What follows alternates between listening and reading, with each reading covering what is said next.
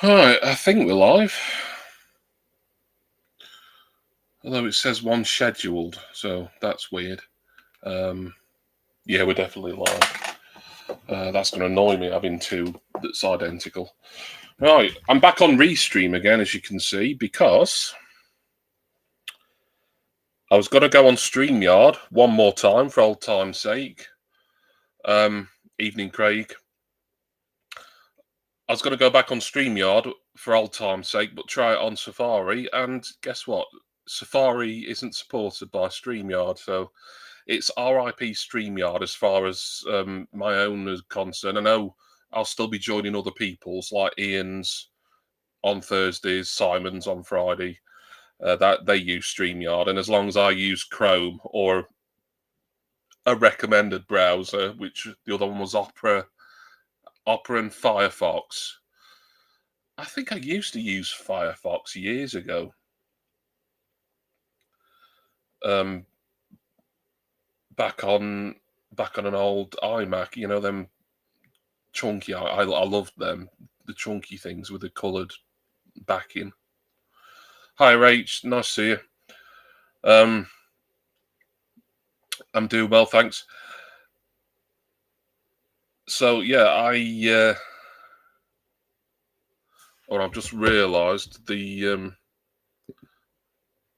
this Sunday's captions coming up, and I don't want it to. So yeah, that I could just hide that. That's fine. Yeah, took me long enough to even notice that. Yeah, this is going to be the way forward for me for my own streams anyway. And anyone who will join and they're using StreamYard, I'm just gonna use Chrome like I'm doing now. This is on Chrome, but I'm kind of tempted now because I remember Firefox used to be pretty good, but I'm going back many years. That's the trouble. Right, where am I?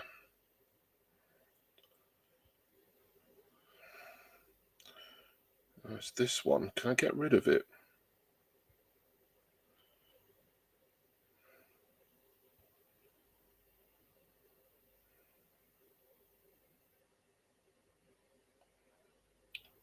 What is going on here?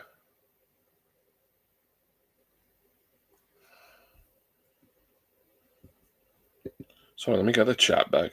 Firefox is more safer compared to Chrome, Loser. Interesting. Yeah, it's still pretty good, is it? See, I was using something called OneStream a few minutes ago, Craig. I don't know if you caught any of that. And it was taking at least 30 seconds for the YouTube chat to come through on it. And then when it did, and then when I got the pop-out chat, it just made everything not crash, but it closed more things down than I needed it to. Upcoming. It's not upcoming. That's the thing. That's what I don't like about that. Right. Let me.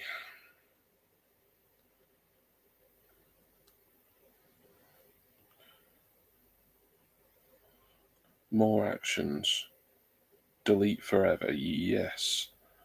It's not a video though. It's just a false upcoming stream that was created for no real reason.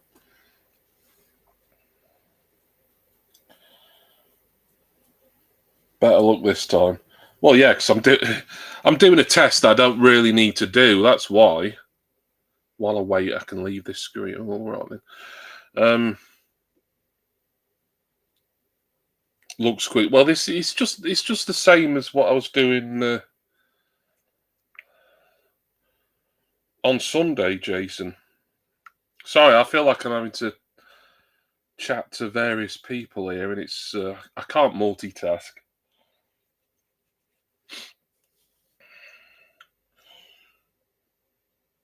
All I got was a pop up for this.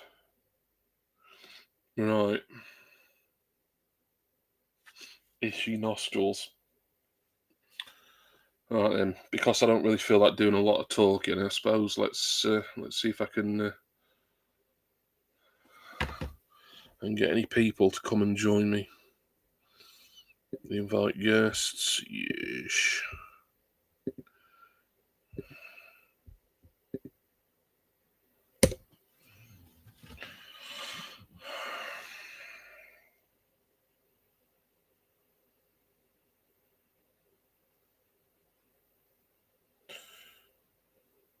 Channel. Yes, I think everything is how it should be now on the channel. I'm fine, honest. Okay, good. Yeah, I might look into Firefox, to be honest, just to, just for old time's sake. But whether I'll bother doing it, I don't think I'm going to bother really doing it before Sunday. I went for 3 hours and 15 minutes on Sunday, and that's way longer than what I like an old sodcast to be. Anyway, in fact, technically it was longer because we were talking a little bit backstage afterwards, so it was probably more like 4 hours something, which is way too much. PSA, Jason's on the toilet. Oh, I haven't even highlighted any. I'll highlight one about Jason and his toilet, certainly. Oh, he better not be on the toilet because he's wanting to join now. Look. He can hear me. How long shall I leave him backstage for? Oh, go on then. No, actually, I'm not bringing him on because he's got an offensive word in his name, and I think I might have to wait for him to change that before I bring him on because I don't want to get my channel booted for that. Can you believe it, Jason? He's actually been I don't know. I on the offensive scale, I'm not sure. It began with M and ended in Idget. It rhymes with the lovely Irish name Bridget. So Johnny, he might be streaming from the toilet. Do you like being called Johnny, Jonathan? Especially with an H as well. Yeah, I think Jason will be back in a moment, but he's changing the M word. Yeah, there we go. Yeah, he's back. What was any particular reason you did that? For giggles. Seeing as I'm a short ass as well, For giggles, yeah. But Jason, haven't you learnt by now? You're not funny. You laugh enough, mate. Yeah, steaming or streaming. Well then, Jason, entertain me. This is a bit of a pointless test, really, because it's exactly the same as we had on Sunday. But I felt after only doing 15 minutes on that horseshit stream, I felt I needed to do something tonight. And then I closed Chrome, opened Safari, which is, you might not know, Jason, but a lot of people do. Safari is Apple's default browser. Yeah. Went on StreamYard, was able to sign in and set the thing up, and then as soon as I tried to enter the studio bit, the bit where all the magic happens, just a web page comes up. StreamYard doesn't support Safari. Use one of these browsers instead, and it said it said Chrome recommended, which I knew that, Firefox or Opera. I've never used Opera before. Isn't Opera more based on mobiles? Smartphones? No, I don't think so. They might have a mobile browser. I mean, there's lots of browsers. I saw an advert on TV for a new one. Yeah. Ian's there. Hello, Ian. Nice to see you. There's Ian. If you want to come up and join us tonight, Ian, the link is there in the chat, or I can put it again if it's easier. In fact, I'll just post it again. Link up there. Yeah, the link is up there, but I'll. Right. Anyway, so yeah, Jason, what have you been up to today? Sorry, what have I been doing? Yeah, what have you been doing today? Not a massive amount, really. Doing a bit of trying to get the old brain working when it comes to Sunday stream. As you said, you want purely memories. So, that's what I'm going to say. All you want is memories. No, we'll talk about it. Yeah. Anyway, that's the main thing. Jason, you like sausages, don't you? Yeah. You don't? Do you think you'd like them as much if you saw exactly how they were mate? I know how they're made. Yeah, everyone knows vaguely how they're made, but if you like, if you had to sit through the whole process, put it this way, I've seen it on TV. Yeah, it's quite disgusting, but yeah. Yeah. Well, yeah, I didn't need you to analyse. Oh God. No, I know you don't want the secret behind the what's Jonathan, it. do you want to come up? I'm thinking of sacking my normal co-host and getting a new one. And soon after, I've designed a brand new thumbnail for the Sodcast as well. I take it you've probably not seen that, neither, Jason. I have, yes, I have. It All looks right. good. I mean, Looks good. I say designed. It didn't take me very long. In fact, No, but that's all right. I want Ian's opinion on that actually, because obviously I've used his image. Yeah. And hopefully it's all right by him. Because if he don't like it, then I've got to obviously take it down and change it. Yeah, Craig says all of them tend to be on the mobile app store, pretty much Chrome, Firefox, Opera, etc. Here we go. We have got Ian RTO joining us right now. There he is. Hello. This is all right, isn't it? Yeah. I tested this platform out, Restream, on Sunday, and worked like a dream. Yeah, loved it. Yeah. Yeah, it didn't take too long to get in either. Oh, didn't it? Oh, good. Because I've never joined as a guest on Restream before, because no one else seems to use it apart from me. No, I just clicked it and put a name up, and I put a name avatar up, and all that sort of good stuff. Yeah. Mm. Have you seen the new old Sodcast thumbnail, Ian? No, I haven't. It's on my YouTube page. Let me share this browser tab, and you'll be able to see it. So I want to make sure, because you're on it, so I just want to make sure that it meets with your approval. Jason's also on it. I don't care if it meets with his approval or not, really. Charming.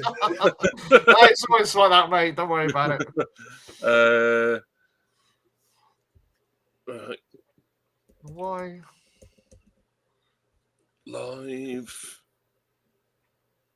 Yep, there we are. Wonder if I can maximise that, can I?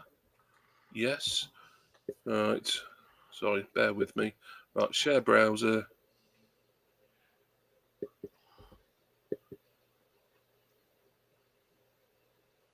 Oh. Is that all right? God, I look a bit serious there.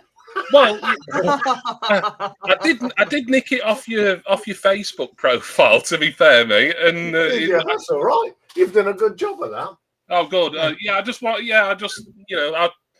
could have sent you the JPEG. No, that's fine. Yeah, through, but what would me speaking with you now? I thought, yeah, okay, great. So yeah, I wanted to do a bit of a different one, seeing as how I think you're a permanent fixture on the Sodcast now. It seems to be, doesn't it? Oh yeah, and this is the platform that I think I'll be using for it going forward. I do like the chat overlay on screen, as you can see. I've always liked it is nice. Nice. Yeah, you'll see my new thumbnails tomorrow night when I do my what's. Oh, they're getting the unveiling tomorrow, is it? Oh yeah. Mm. Lee and I had a lot of fun making them. Except I had to redo one. Oh. Because I wasn't happy about it. And I won't say online who took the photo. If I say Rocky's mum. Rocky's mum? Rocky's your dog. Yeah, but he had a mum as well. Oh, right. Yeah. Okay. Yeah. No, she was. I said, "Will you do me a huge favour? Can you just take this picture of me doing what?" I says, "Doing this." Oh, right, okay. So yeah, I've got them. They're all done, all different poses. Some of them are great. I'm not going to tell too much, but we had a lot of fun doing them. Oh no, I look forward to seeing him. Yes. There's one in a green shirt, but it's not me going anymore. So. Oh, God. I was about to ask you if you'd got the chat up fine, Jason, but it looks like you have. Martin McGrath, Alan Martin again. Sorry, the last stream got cut short, but I hated the platform. It was rubbish. What great band, just don't do it for you. Well, I mean, me and Jason had a kind of overrated band Sodcast some time quite a ago. while ago, yeah. That was one that was last year, not this year. The automatic response for me for that one is always Queen, to be honest, for me. I know. You know, the first time I said that, Richard McCook was watching in the chat. I legit thought he'd fallen out with me when I'd said that. He did, even just typing away in chat, I thought he's legitimately angry with me for saying that. Yeah. But I think he forgave me eventually. The one that springs to mind for me is Guns N' Roses. Yeah, it was. Was it you or was it someone else who was saying they've never really rated Guns N' Roses? I think it might have been you. I actually saw them at the Monster of Rock. God, I've been to so many. I have to think which one. Guns N' Roses. Now, who was on? I liked the first album. Well, no, sorry, second album, I should say. I can't remember, but they came on and as a performing band, they were awful. Yeah. I think you get that with bands, though. Sometimes they can be good, sometimes they can be rubbish. Yeah, I've had that with a few. Yeah, Slash is overrated guitarist. He can't even play Live and Let Die properly, so that says it all, doesn't it? So, yeah, it was. Yeah, because I remember you saying about their cover of Live and Let Die. Yeah, that is just a vile version of it. I just yes, it was on the bad cover versions thing with Richard.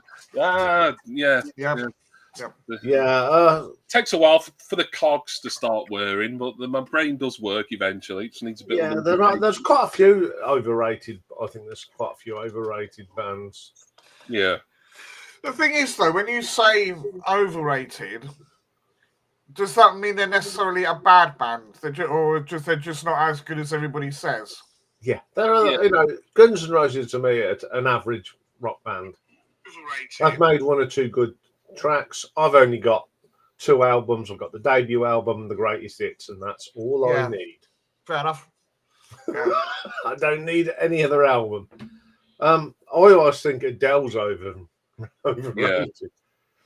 She can't. All her songs. If you're an Adele fan, put your fingers in your ears. She can only write about what has happened to her. Most of it is dribble. Most of it is boring. It's nothing. She can't. She's never wrote a happy song. So there you go. No. Yeah, that's fair enough. Yeah, there is a big difference between, in my opinion, as a bad act and an overrated one. Like a bad act would be Black Lace, really. I mean, no one's going to rate them, so they're never going to be overrated. Well, what? I mean, they're going to have some fans, obviously, but to me, that's just a rubbish band. Whereas Queen, they're not bad, you know, musically, lyrically, production-wise, as a live band, you know, loads of people, you know, they're one of the biggest groups in the world.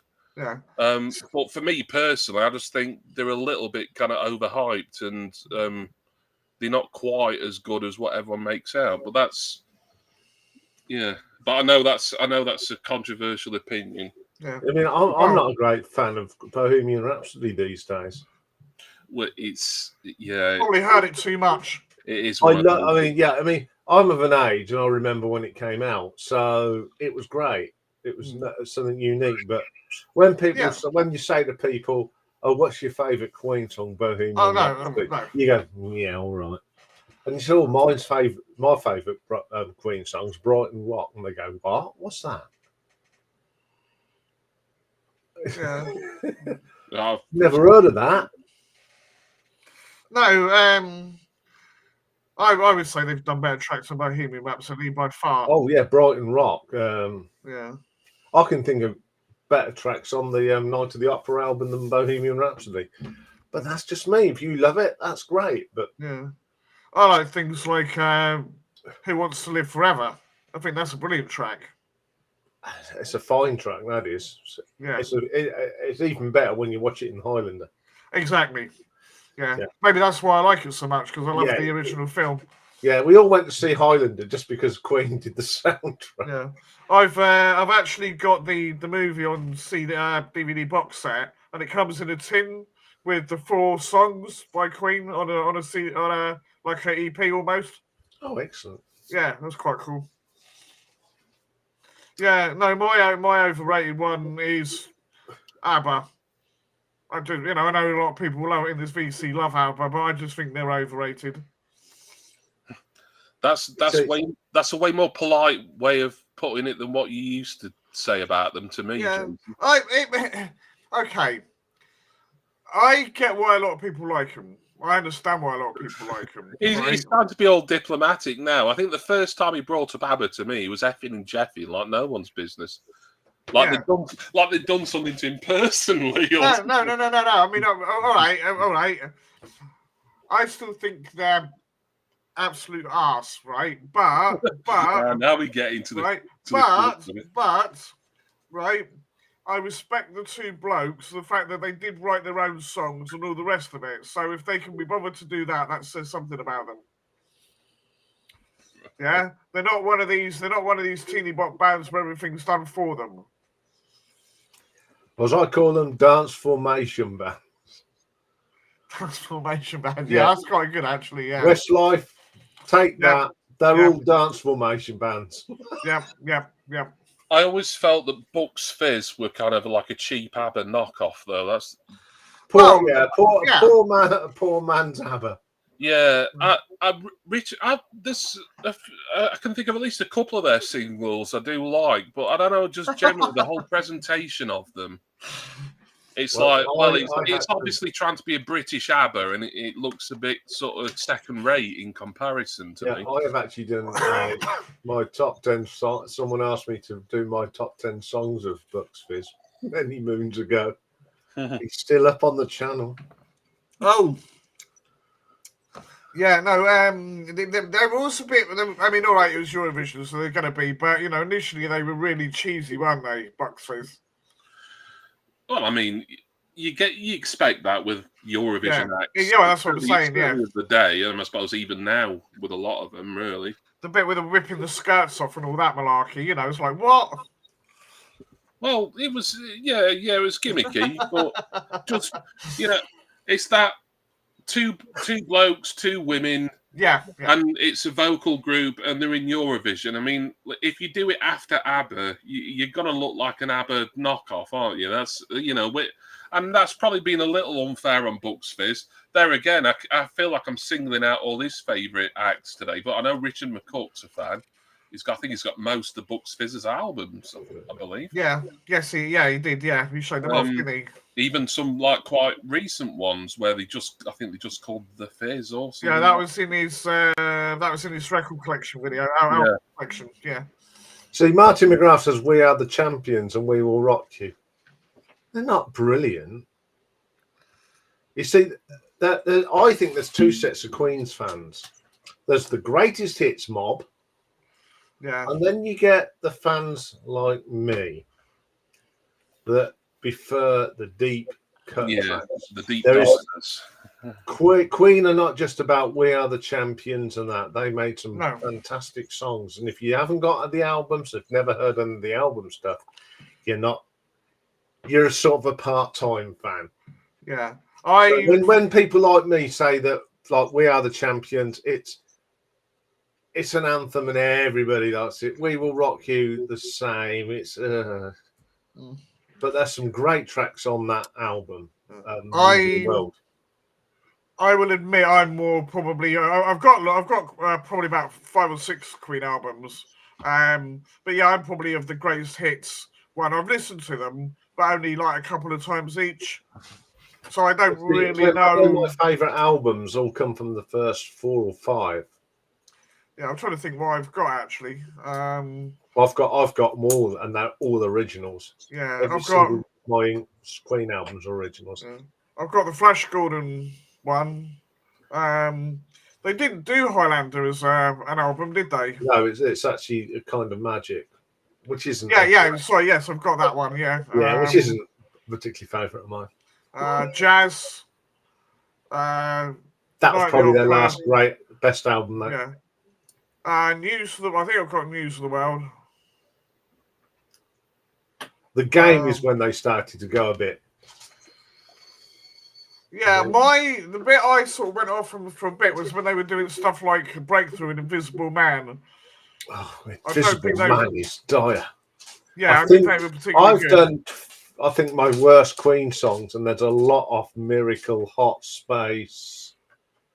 It's just some dire. The later stuff, as I said, I think their best period was from 73 to 78. Yeah, and that's. Oh, that's cool. Just what Jonathan's put. Have you seen that? Yeah, I highlighted it. Yeah. There you go. Yeah, that's quite cool. That. I ain't got no favourite bands from 1994. I'm sorry. Jonathan, do you mean like one that would have formed in 94 specifically, or just one that maybe came to prominence in or around 94? Because I mean, Oasis, that was their breakout year, weren't it? 94, maybe Oasis. I know they're not everyone's. What was I? Was that when Brave come out? Or was that 93? I don't know. Sorry, Brave. Marillion. So Marillion. Yeah. I don't know. I've not really followed Marillion since Fish left, and that was donkeys years ago. Yeah. You know, like they probably, like 1988 he left. Yeah. He was, and I really like his voice. There's something about his voice. I find his voice quite. It's almost soothing in a way. I mean, one of my favourite singles of '87 is "Sugar Mice." I might have a bit of a Sugar Mice related anecdote on Sunday, so I'm going to say. I was about to save it, but I was about to say it, but I think I'm going to save it if we get onto that topic. On Sunday. Hello, Elliot. Thank you for coming in. Nice to see you. Oh, good afternoon, Elliot. Oh, Elliot. Yeah, just trying to think. No, mine would have probably at the time would have been Television. I think because I think they were around then. I don't think that was too early for them. Yeah, so your favourite band of '94 is a bit of a funny question because there's all your usual charting acts from the years previous, and there is new bands coming through, but how many of them were literally formed in '94? Oasis would have been at least '93, probably even earlier, to be honest, in some form or fashion. Yeah, there's no shame in what Roger and Brian are doing. They are bringing the music of Queen that keeps them ready. I have to agree with Marty. I think when it comes to Taylor and May, I think they're just all about the money, really. That's what I get. There's a lot of people that would have never seen any sort of Queen music live, so that's it. Yeah. Personally, I wouldn't go and buy any album by Queen and Adam Lambert, but no. You can't. At the end of the day, okay, they don't. Do they do it for the money? I don't know. I think they do it because they want to. Well, and you get, if I want one to go and see them, but don't put them down. I suppose if it's the closest you're ever going to get to see them, then from the touring point, maybe get away with it. But I certainly wouldn't. I mean, you've got two. It's not just that Freddie's gone. I mean, obviously you can do without. In my opinion, you can do without Freddie. But the fact Deep retired, didn't he? So that is half the band, isn't it? It's like when in Skinner. The two was the honour. Yeah, it's like when Lynyrd Skynyrd were touring a few years ago. Well, there was only one member of the original band still alive. So how can it be Lynyrd Skynyrd? It's a bit like Yes. There's no original member of Yes now. Yeah. Wasn't it someone like the Four Tops and there's no original members in it at all? It's all their sons or something. Yeah. I think there's a few of those, those old soul and Motowny bands. Well, that's what we're saying, yeah. Groups that that Yeah. some of them formed in like the mid-50s, and then you go on Wikipedia and it's like they're still active today. But then you look at all the members who've come and gone, and it's like, well, yeah, like everyone else is either deceased, the original members, Yeah. they're either It's like deceased or they're long retired. It's like the Triggers broom of pop music, isn't it? You know. Yeah. You're right, Jason. Well, they said that about Sugar Babes, didn't they? Because Yeah. at one stage, Sugar Babes had no original members, but you know that's a bit more of a modern example. Yeah. Someone, Henry Lemoyne, has come in and he said, "Sorry, don't you guys think You're My Best Friend kind of sounds like Paul McCartney and Wings?" I don't know. I'm going to sit that one out because I'm not sure. No. That's one of the singles I do like. You're My Best Friend. I suppose it's a little bit McCartney-ish to an extent. But then, you know, everybody borrows from everybody, don't they? Really. I listened to that the new Black Crowes album. There's a lot of pinching off that, but it's still a good album. What I was going to say, yeah. It's still. I think it's a great album. Yeah, it's nice to hear that sort of southern rock sound still. Yeah. It was Chris sounds great, you know, considering how old he is and how he's abused his body. He can still knock out a tune. Yeah. Well, I you know, because you put it up on your video, didn't you? And I thought, well, I'll give it a listen. But it does remind me, I think I said to you, it reminds me of what Reef would sound like if they were American. I don't know if you ever listened to Reef. And I thought, well, he's not far wrong, really. Yeah, it's all that sort of, you know, well, definitely Stones influenced for sure, right?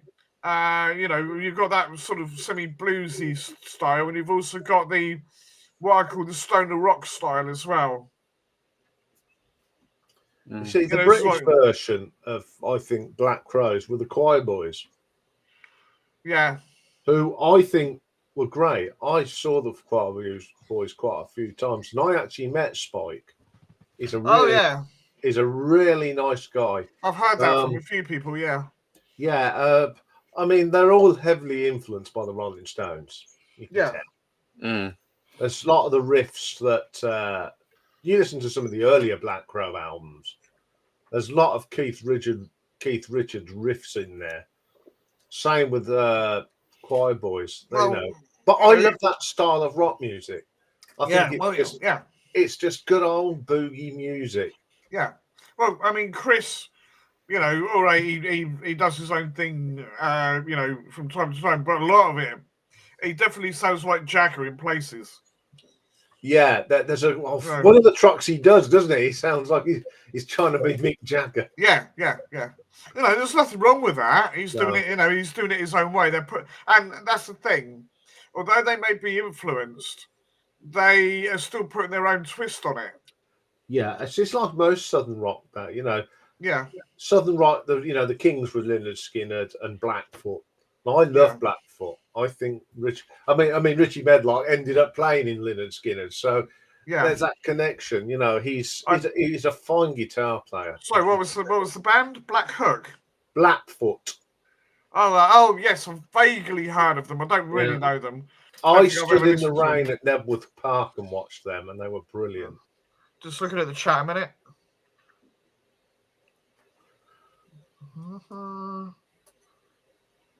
Oh, it's said about orchestra bands and stuff.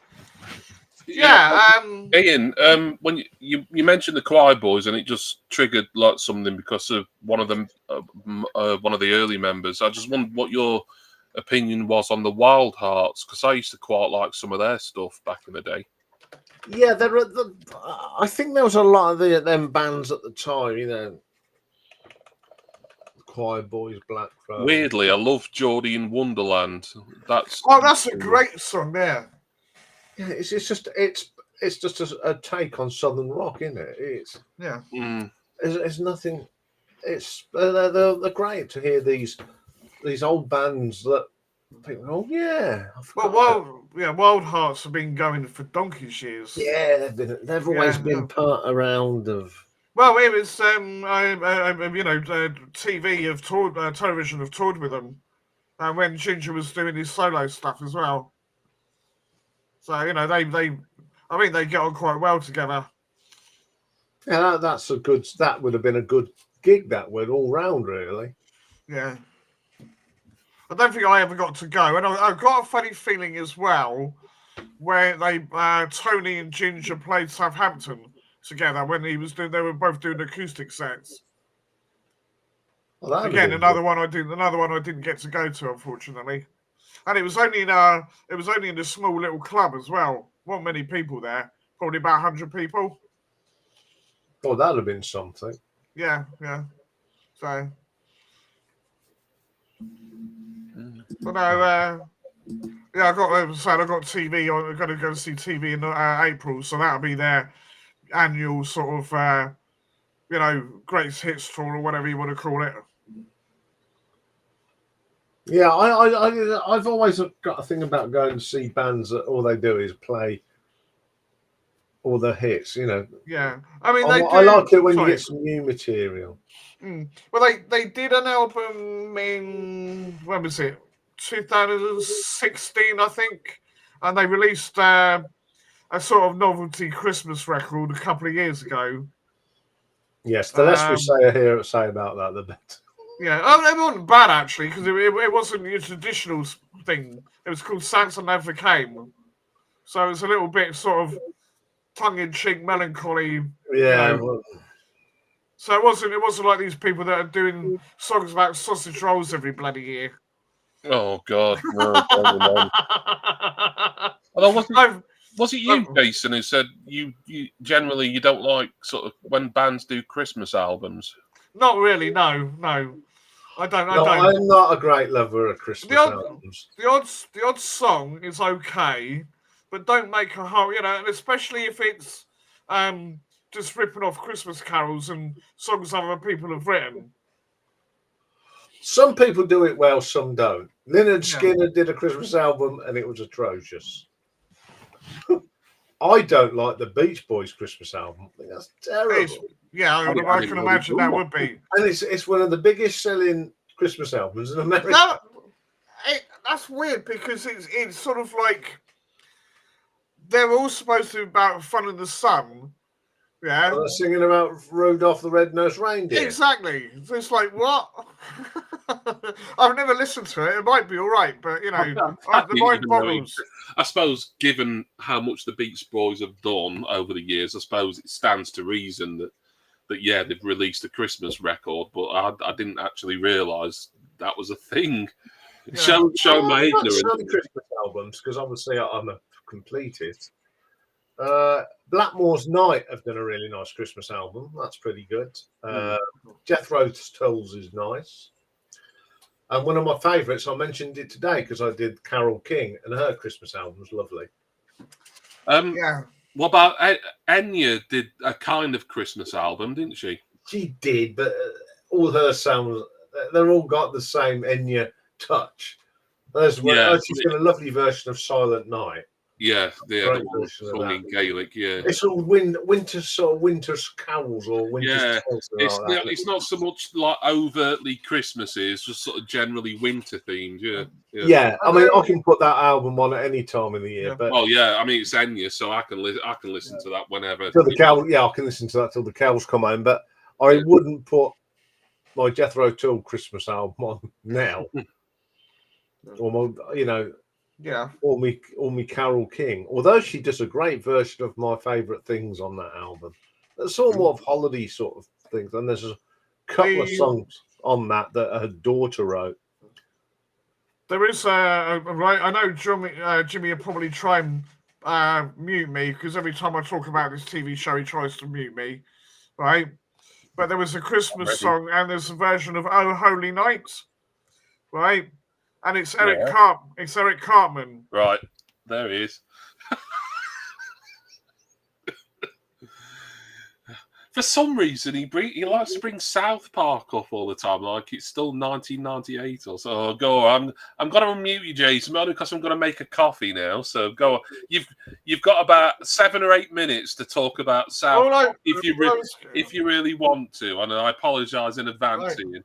All I was going to say was they do a version of "Oh Holy Night," right? And so they make sure that he hits the notes properly. They keep shocking him with an electric cow prod. So I thought it was quite funny. Oh dear. Yeah. And then of course you got Mr. Hanky the Christmas poo. Oh yeah, well I think I rank that as the worst Christmas song ever. Oh yeah, it's funny. It's funny. You know, it's not supposed to be good. That's the thing. It's all terrible. You know, I think a couple of Christmases ago I did my favourite songs and the least favourite. Yeah. Yeah, they're up there.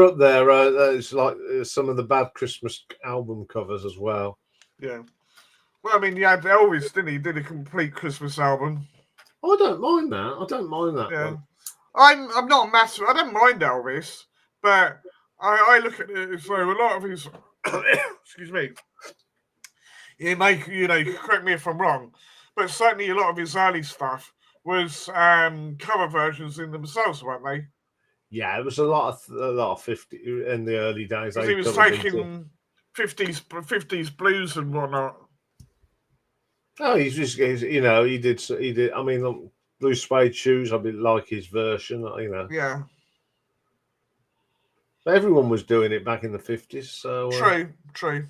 But he was sort of like I mean, in some ways, you have to kind of respect that in a way because he introduced you to the original artists. Yeah, didn't he? And I like a lot of the originals. I couldn't tell you they were by, but I like the original songs. So it's like, yeah, okay, fair enough. And then you get into stuff like what's it, John Lee Hooker and Bo Diddley, all that sort of thing. I'm not a massive fan, but then you got them on. It's like, oh yeah, that's nice. That's a good tune. what I like about it is like some of the people that do like Robert Johnson songs. So now, obviously, I think Robert Johnson only in his life recorded about 30 songs. Yeah, I don't really know him that well. To be honest, it was an old style. It was acoustic blues. Sit down on a stool and play. Yeah, some wonderful songs. I mean, he wrote "Sweet Home Chicago." That was yeah, I think I know that one. Yeah. The Blues Brothers do a great version of it. Yes. Yeah. And I'll tell you who does. I mean, people like Eric Clapton have covered Robert Johnson, Thunder, and they always. I love how they interpret these great old songs and show your love for Robert Johnson. I love the blues. Yeah. Every first Monday of the month, first Wednesday of the month, there's a pub in Northampton that we have a blues night. All right, cool. Yeah, that's cool. Yeah, listen, they're all people my age that love the blues. Well, just sitting there, I can imagine they're sitting. I'd love to go to an old blues club. I've been to a blues club. Sitting there, having a bit of not that I'm into whiskey, but I'd probably have one if I was there. But go to somewhere like New Orleans or something like that, and I've been to a blues club in Chicago. I imagine that was quite a chilled night, wasn't it? Yeah, and I saw someone called Shirley Johnson perform. Robert Johnson, was he the one? He was the one who sold his soul, weren't he? Well, there's lots of rumours he was murdered. He was having an affair with this woman. Yeah. And killed him, but he left us with 30 odd odd songs. I'll go back to Shirley Johnson. Now, it was one of these bars where there wasn't any beer pumps. It was a case of buying a bottle of something. And when we was in Chicago, the pound, you was getting $2 to your pound. Oh, right, okay. Near enough. And so we brought a bottle of JD for $20 and 2 glasses. Yeah, well, that was a good night. Oh, bloody good night. I bet you. Do you remember and much of it? It was surreal. I turned to it was Lee I went with. I went, Lee, we're in Chicago listening to the blues in a blues club. Yeah. Mm. That was it. You know, I was in the heartland of blues. Just going back to what you said about, was it Robert Johnson? What was his name? Robert Johnson. Robert Johnson, yeah. Now, is that the guy that the movie Crossroads was about? Well, that's one of his songs. I think he's. Do you remember the movie, the one with Ralph Macchio in it? Yeah, I think yes. Anyway, talking of movies, I sat and watched the new version of Roadhouse last night. And it's all right. I was expecting a Barry Norman style. No, to be quite honest, I watched it out of curiosity because I went to see the original at the cinema. Not because it was a Patrick Swayze film, but I was into Jeff Healey, another great blues. Yeah. Seen him a few times, and that was the band in it. And we knew, being a fan, I knew that he was in the movie. It's got Sam Elliott in it, Ben Gazzara, a great cast, great music, and the new version. Yeah, it's. Now, if you remember the character Jimmy in the original, I know of him. I've never actually watched it. That's about cage fight, isn't it? And all right, okay. I don't know. It just didn't have the same ring as the original Roadhouse. Yeah, but I mean that could be down to who they casted it. Because I mean, Patrick Swayze, he had a certain charisma to him, didn't he? Yeah, Elliot's right. Based on the RJ legend, but took lots of liberties with the story. Yeah. Yeah, you know, but that was the thing about Swayze. Whether you liked him or not, he had a certain charisma to him. I just love the film Roadhouse. I've got it. Yeah. You know, but last night, yeah, I've watched it. Will I watch it again? Probably not. I watched Pulp Fiction last night. Not for the first time. I've seen it a few times. It's just been a few years. Still a great film. Yeah. I saw that at the cinema. Good grief. I would have been a little young to see it at the cinema because it came out 94. Yeah. So not that me mum would have let me go to an 18 certificate, but yeah, I'm not much one for Tarantino films, but I do like Kill Bill. That's one I've never been bothered about seeing. I've not. Tarantino for me is a bit like Guy Ritchie. There's some that are instant classics for me, but then like the rest of them, I'm not really interested in. That's fair enough. So you can't go far wrong with Wild Dogs. I think that's great. Love Pulp Fiction. Watched Once Upon a Time in Hollywood. It was all right in places, but I felt it were a bit indulgent overall. And I'm thinking, because I know it's on Netflix, I'm thinking of finally getting around to watching Inglourious Bastards, because I know it's had good review. I didn't mind it. Because I like World War II type stuff, but I don't know. Yeah. I think when yes. I think when I first saw, Tarantino's done like a war film, I thought, I don't know. No, I haven't seen it, and I keep looking at that and going, when I've got nothing else to watch, I might watch it. That's the same for me. It keeps being recommended to me on my Netflix feed, and I'm like, I'm trying to watch it. And then I just went with Pulp Fiction again, even though I've seen Pulp Fiction, like 4 or 5 times in my life anyway. I thought, no, it's been a few years, I'll watch it. No, was it the Hateful Eight was one of his as well? I can't remember. Yeah, I've not seen that. There's more Tarantino I haven't seen than I have, to be honest. Martin McGrath, have you watched Sugar Man? Great story. No, I can't say I've heard of that. If you can tell us what it's about, Martin, I'll just go and finish making my coffee. Yeah. Obviously, Jason and Ian, talk amongst yourselves for a sec. Okay. Yeah, I've never heard that one. No, that Jimmy Barnes, he's a right bastard. I'll just say what Elliot said about the Sorry, mate. yeah, no. It entertained you, Elliot. Well, yeah, I'm going to give it a look. I love Lock, Stocks, Two Smoking Barrels. Yeah. That is just absolutely a fantastic film. And my favourite line in that is when he in the thing, I've been shot. I love that line. Yeah, it's like, well, yeah, of course you have, mate. You know, there's a few things like that. The gentleman. Yeah, Arnold are going to blow his trumpet again. My nephew was second unit director of photography on that one for 6 episodes. Oh, he's gone. Ian has gone. I don't know what's going on there.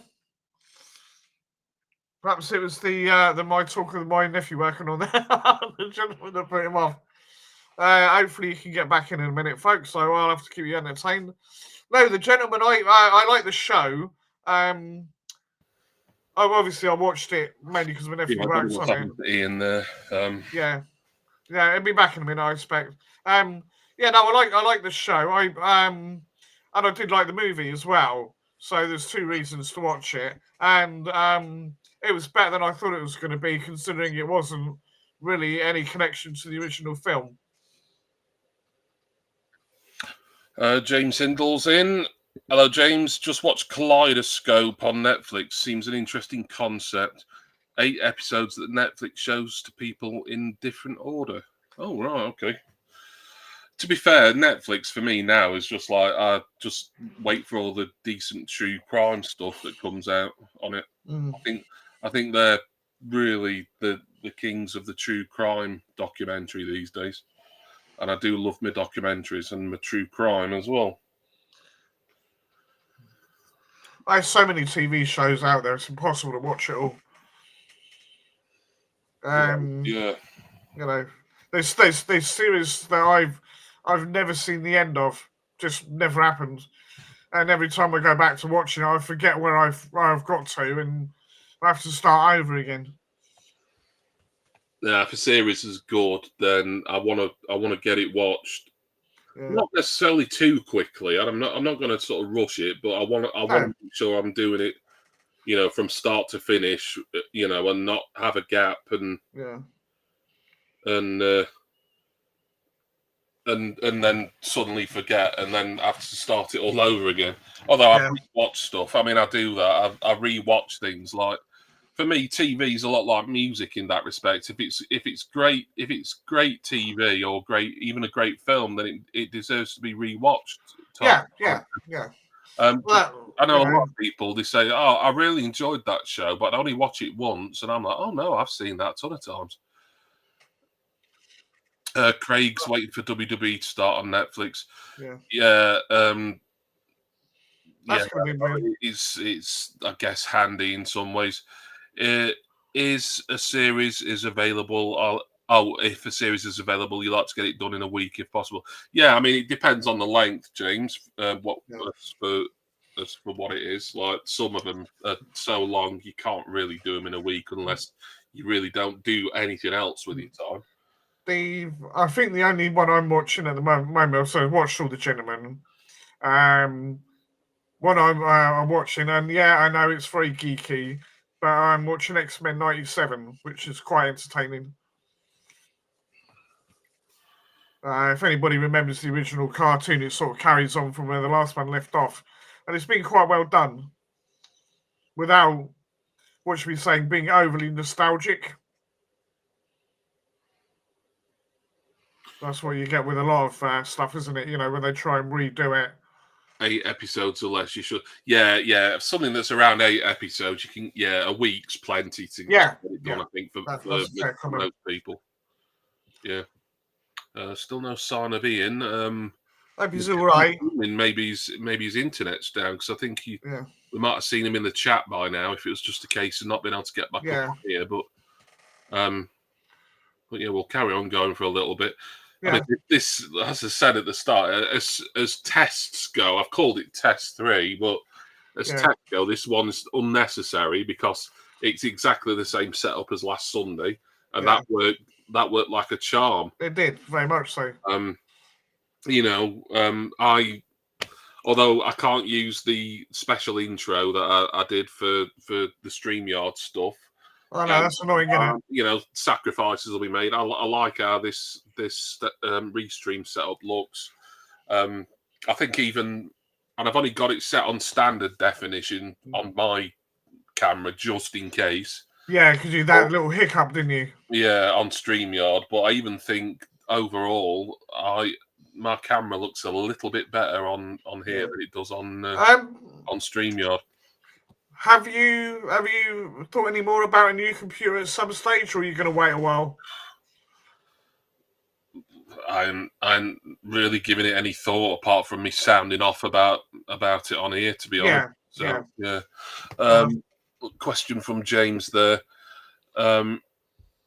Does anyone think that on-demand and streaming services will completely kill mainstream terrestrial TV? I don't think completely. I mean, there's always going to be people like my mother, for instance. I mean, I always say to her, look, I know you EastEnders, you do know it comes up on iPlayer at like 6 a.m. every morning. No, I like to watch it at 7 or 8 o'clock in the evening whenever it's on. I'll watch it in the morning just because it's easier for me to do that. I just put it on before I go in the shower.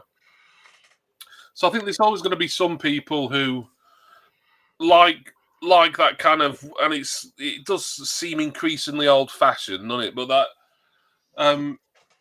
that schedule of appointment TV where you have to be at the TV at a certain time. Yeah. I mean, we've had recording, video recorders in some form or fashion. They've existed for nearly 50 years now, really. So it's not exactly a new thing, but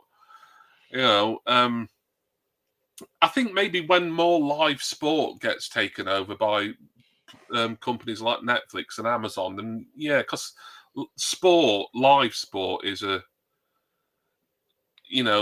kind of a appointment TV, certainly.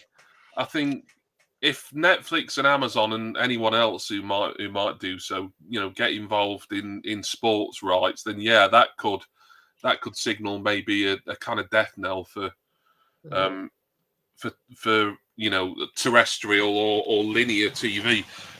Ian, Ian, he had a computer update. Yeah, I did an update for mine today. I check it all the time. Apple devices are so bloody they need an update bloody every week seemingly, and the one on the computer always takes forever. So I always had to remember that to do it in plenty of time. I think the problem that we got with terrestrial TV, digital TV, whatever you want to call it, these days is the fact that there's not enough diversity on things like BBC One and ITV. It's all very samey, and it gets boring. Whereas obviously with Netflix and stuff, you pretty much watch whatever you want whenever you want. I'm assuming you're asking about Restream being better than StreamYard, Elliot. I think generally, for my purposes, overall, yes. I think it just looks a bit better. It runs a little bit smoother on Chrome for me, and it's not crashing like my camera or my browser or anything. So far, I know this is only the second time I've used it while doing these tests. And I keep saying it, but whether StreamYard will have an update and people will be able to do that. But I do like having the chat overlay on screen as well. I think it makes things look nicer and people can see their chat, directly on screen that way. Nearly done at 88%, says Ian. So he should be back pretty soon. James, there's something to be said for this shared experience of appointment TV. A Twitter interaction is great. Shows. The whole live tweeting shows and stuff. I mean, Eurovision's always one that a lot of people get involved in. myself included, apart from last year when I had the bloody bright idea to live stream on Oh, it wasn't your fault. on Restream, ironically enough. Yeah, But mate, it was a good stream, right? But you know, it with was hindsight, too much hard work. I'm not doing it this year. I don't care. no, Jonathan has said, "Oh no, do something." No, I don't want to. It's too. It gave my arse an headache and that was before like I'd got my copyright strike. Yeah. It was still a bloody hassle getting it all running fine and having to try and watch the thing and chat with you and Link and chat with the people on YouTube. I suppose from your point of view, yes, because you're having to do with the technical side, it was very stressful. Oh, yeah, because I don't know if you know about my my long-standing co-host, but he's about as useful as a chocolate teapot. I don't understand these things. I don't understand how they work. The initial, he shares his initials with the Son of God, but he's certainly not the Son of God. He's more like a gun of sod. Well, I had that issue, don't you, when I first started my channel? Everybody thought it was some Christian network thing. I was like, no, definitely not. Starting out with however many subscribers, and then like probably one or two of them are like, oh, so this isn't songs of praise after all, then. Right. No, but surprisingly, actually, how many people thought it was. When they first came on, I thought, just like you said, it'd just be a few, but there was, a good. I mean, don't forget, I didn't have a lot of subs then anyway, right? So. Elliot, I switched over from cable to streaming and over the air. I muted him because, he'll be at whatever he's at for ages otherwise. You switch from cable, streaming and over the air. It's been a real adjustment. Yeah, a lot of people, especially about 10 years ago, a lot of people were starting to do that in America, weren't they? It's been a little bit different over here where, it's a different, there's a lot of similarities, obviously. We have, pay TV in the UK, but there's so much more choice and there's so much more content theoretically available in America compared to the UK that it's the whole kind of, cable cutting. That was what they called it, weren't it? When a lot of people were cancelling all their cable plans and just like moving over back to terrestrial, I suppose, and then they were supplementing terrestrial with Netflix and HBO Go and all that sort of stuff. You wonder if the person below me made me do it. You can imagine it's a real hassle trying to do your. Oh yeah. I think you did watch some of that, didn't you, James? Yeah. Appreciate that. But now the technical issues were an absolute pain. And to cap it all off, right at the other, it was ironic that they didn't shut it down quicker. To be fair, they waited right till pretty much the end of the show to flash up this stream has been disabled, and then about 5 minutes later, got an email. You've got a copyright strike. The thing is, you can still technically watch it on your channel, can't you? No, it's not up there at all now. No, it was for a while. No, no, I don't think so. I think, funnily enough, it was. I think it's actually still available on Twitter. If you can, scroll back enough on my Twitter account, it might still be there. I never deleted it off there. I had to delete it off YouTube in order to, so that I wouldn't get my account totally banned. Yeah. I don't know. My computer was doing an update in the background, and it just pain and thing. And I'm sorry, Elliot, if I hidden you for 2 seconds. I was trying to text something, and I've got thumbs like Toblerones on, And I say so sorry, Elliot. I didn't do it on purpose. I didn't do a Bill K on you. I do apologise, mate. Unintentional. But then again, I did throw out Simon once on my own stream. I threw out my moderator. But that went down well. Jason's a moderator on mine, and God knows why I let him be one. Because I don't know why you made me moderator. Well, I'm gonna unwrench you then. Yeah. In public, a de-wrenching ceremony. I don't even know if I can do it. So I could do it on my computer. I'm not don't bugger it up and crash the stream. Well, yeah. Yeah. No, I mean, if I knew more about how these things worked, it'd be fair enough. But it's like, I'm not. I don't understand how it works. Oh, having a wrench is power. Well, it's pretty simple, Jason. If there's a wrench next to your name, it means you can put other chatters in timeout. You can ban them from the stream or the channel. It basically gives you a bit. It's not rocket science. Yeah. But the thing is, I wouldn't expect you to do it because, well, everything's like a bloody chore with you, isn't it? It is. Yeah. And don't forget as well, on my site, I've got to keep doing that all the time. I made Ian a moderator because I just remembered I wanted to get a few more moderators since I started doing the Sodcast again. Yeah. I made Simon one. And then you, Jonathan, and Rachel have been moderators on chat for years now. Yeah. Yeah, do some work for it. Earn your bread and butter. Yeah, talking of I heard a certain person try to get onto Rachel's this afternoon. A little dicky bird told me. And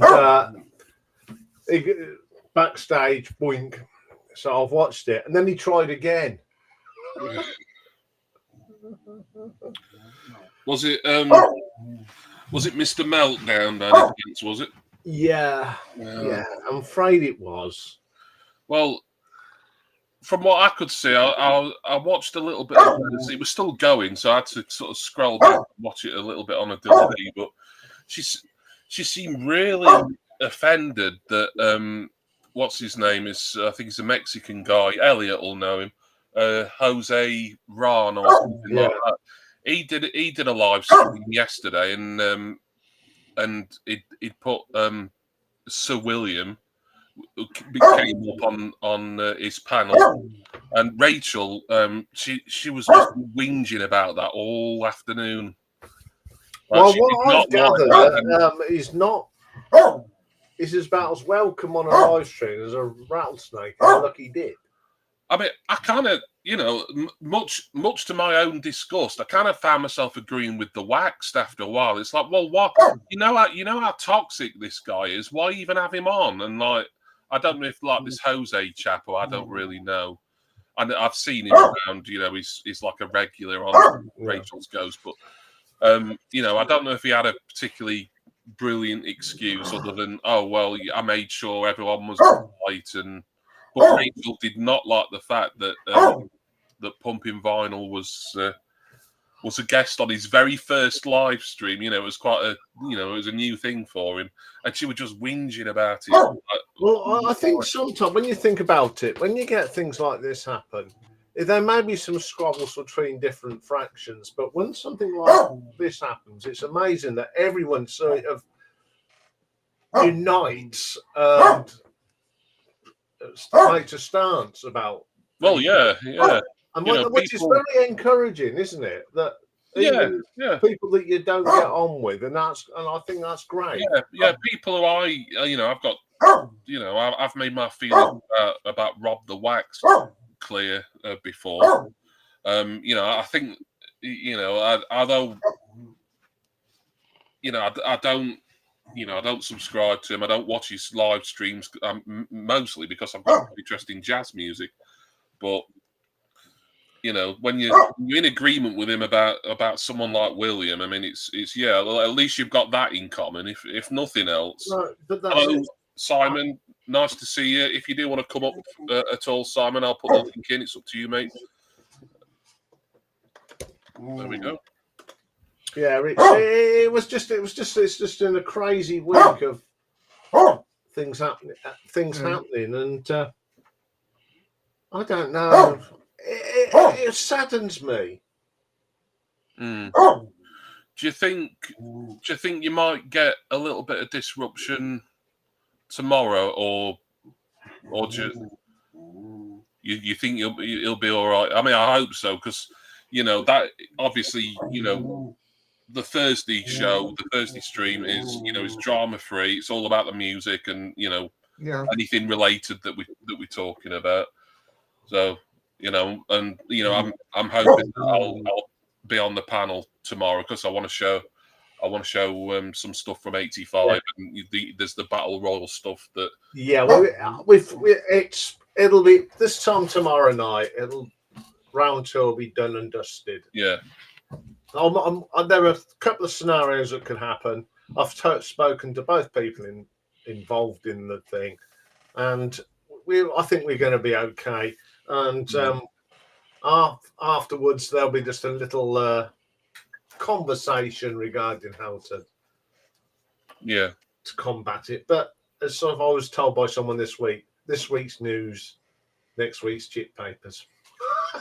Well, yeah, I mean there is that, but yeah, I've got no qualms in saying it publicly though. I as well as William, he's a different person, but he was ultimately responsible for what he did to that poll as well as William. But stunt rock confusion, as far as I'm concerned, I want nothing to do with him. I think he's that was something, and I don't think they were joking either. But someone said that on this Jose stream yesterday, Stunt Rock was on for a while, and you could see in the reflection of his glasses that he was watching porn while he was up on the panel. Oops. Yeah, but I think that was deliberate. I think that's him just thinking he's being clever. It's something about him. I really, he really makes my shit itch. He does. Yeah, yeah. Well, although I'm not going to say too much because you know me, I don't. Yeah, but if you did want to say anything, then on a platform like this, which is just us generally chatting, then this is the place to do it. I've thoroughly investigated it this week. I've spent far too much time on it, but I'm happy. I've got my suspicions, and the thing is, you just can't. Oh, thank you, Elliot. It's true. But I think it's going to move. We can move on, and for those of you that watch it, we're not going to stop the competition. What it's popular. It's been popular, and we've got this. We've got the quarterfinal draw on Saturday, being done by the one and only Mr. Richard McCook. Yep. And for the semi-final draws being done by another superstar all the way from Leeds, Mike's Vinyl Spiral. So we've got guests doing the draws. I'm sure we'll be all right. Yeah. Yeah, it was. Yeah, you're right, Charles. I don't know. There's a few contenders. Yeah. Oh, I've had some rough old comments this week. Oh. Someone making comments about Motorhead's album Bomber. I put it as a short, as this is what the kids are listening to, right? And he says, all the kids that are listening to this are now in their mid-50s. He was basically bashing it, and I told him, go and look up your music history and find out about Motorhead. And he made some other sarky comment. I says, well, obviously stick to your Dungeons and Dragons because you don't know nothing about music. Oh, that I used to play Dungeons and Dragons. Yeah, but it just, and then I had one. What was the other one? I've actually blocked him because I marked down the first Syd Barrett album as a 6 out of 10. He was going on all about all this about his mental health, and I says, just an amount of opinion. And when it comes to mental health, I've got that covered because I worked in the field for 15 years. Got that covered, and he made another sarcastic comment, so he's not allowed to make any more comments. Yeah. No, I mean you know you like what you like at the end of the day. Yeah, and it's And not a big deal if I don't. No. If you're deal with it. If Jimmy was to turn around and say that he hates one of the bands that I like, I wouldn't throw a hissy fit about it. Be like, okay, whatever. You know, you don't like them, you don't like them. That's your business. It's like Technique's not one of my favourite albums. Like, I respect Jimmy because it's his. Yeah. But As you know what I mean? Yeah. You're not going to throw a wobbly because I haven't got it. Wouldn't have it. It's not going to be at my number one. I was really pleased because then I might have been up on your panel once then, Ian, but I thought, you know, I just submitted Technique thinking, well, like I'll probably be at the bottom of the list of submissions because, you know, people don't really know me particularly very well at the moment, but. You know, you replied to the comment right away. Yeah, we'll add Technique into the tournament. I'm like, oh, that's really, you know, it made me feel good that I was able, even at that stage where I felt like a kind of newbie to ranking the obscure. You know, it felt nice that, you know, you'd included me right away, really, by accepting Technique. So it also didn't really, you know, and I didn't expect it to do. I didn't expect it to get through the first round, to be honest, and it did. So that were a nice surprise. Yeah. And as soon as I saw the draw up against bloody hell, like only one of the most famous album of the 70s, arguably, never mind the bollocks, you know. Yeah. Oh well, it was a nice run. But I was just happy to take part, and that's why I got really annoyed not just on yours and Dave's behalf, but just on behalf of everyone, myself included, that two absolute. I mean, troll is just, you know, that's not strong enough a word for me as far as that pair is concerned. Yeah. And just It's happened. try not to ruin. I just hope it doesn't ruin anyone else's competitions. And if you have got a channel and you watch this, don't be put off by it. We've dealt with it, and the good news is I am going to be running another competition at the end of the year. Yeah. Have you found a way to stop it happening again, or? Well, we were going to have a bit of a chinwag afterwards. Yeah. Tomorrow night. That is, I know Stevie's got some suggestions, so I'm open to. I think when it comes to things like that, people think that, you know, it's my live stream, but Jimmy will vouch for me. When we've said ta-ta to all of you, we have a bit of a debrief, don't we? Yeah, yeah. And people throw ideas about what we can do. I'm just the host of it, but everyone that comes up and there's regular people on the panel, you know, they come up with an idea, we throw it around, and if it's good, it goes ahead. Yep. I mean, this year thing, that came from Rob Walker, and everyone thought it was a brilliant idea, and we've run with it. And it is I'm really enjoying it. You know, yeah, it's a great idea, and that's what my stream's about. It's not all about me. It's about people coming with ideas that want to be a part of it, and that's what it's all about. So tomorrow night, or after we finish, we'll discuss what we can do. And see what we can do. But I'm not going to be deterred by silliness. No. If I've stopped, I've been defeated, and no one defeats me. Exactly. You can throw the kitchen sink at me. I still come up fighting. Yeah. It's not, you know, like, you know, when is enough? I mean, the thing is, I'm going back to William more specifically, with William generally, really, but you know, every day in Rachel's, he's just, you know, he's being talked about so much. Always in the negative, you know. There's not that many people there with a nice word to say about him. But it's like, this is what he wants. He's like, he loves all this attention. That's the trouble. You can see all the people in the chat talking about him and everyone on in the peanut gallery and all that sort of stuff. And you know, he'll no doubt, if he's not lurking here, because he doesn't seem like a silent lurker, but he'd find a way of finding out about anything we're saying about him tonight or any other night. It seems to be, I think that the word's ubiquitous at the moment, and I think it's time to start kind of ignoring his existence and hoping that he might just go away, really. Yeah, I don't think. I mean, if he's watching this, and I don't mean this with any malice or anything, but William, you've not done yourself any favours. You're upsetting people in America. You're upsetting people here. Mm. All it would take is just a genuine apology.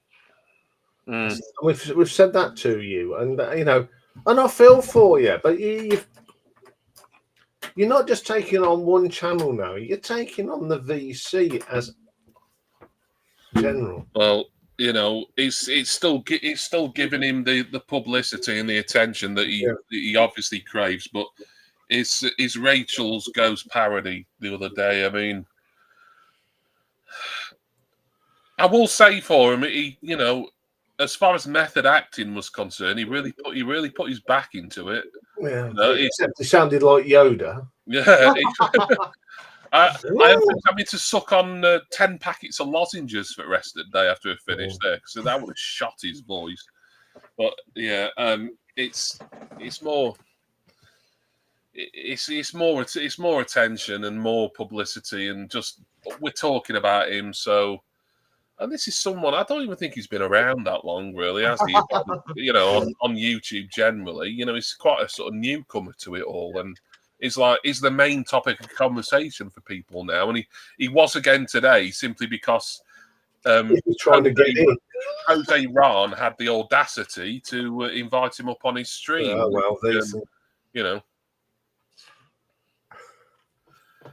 Ghost Parodies, that Vanessa's brother. Yeah, hello, Leroy Screwballs. Nice to see you, mate.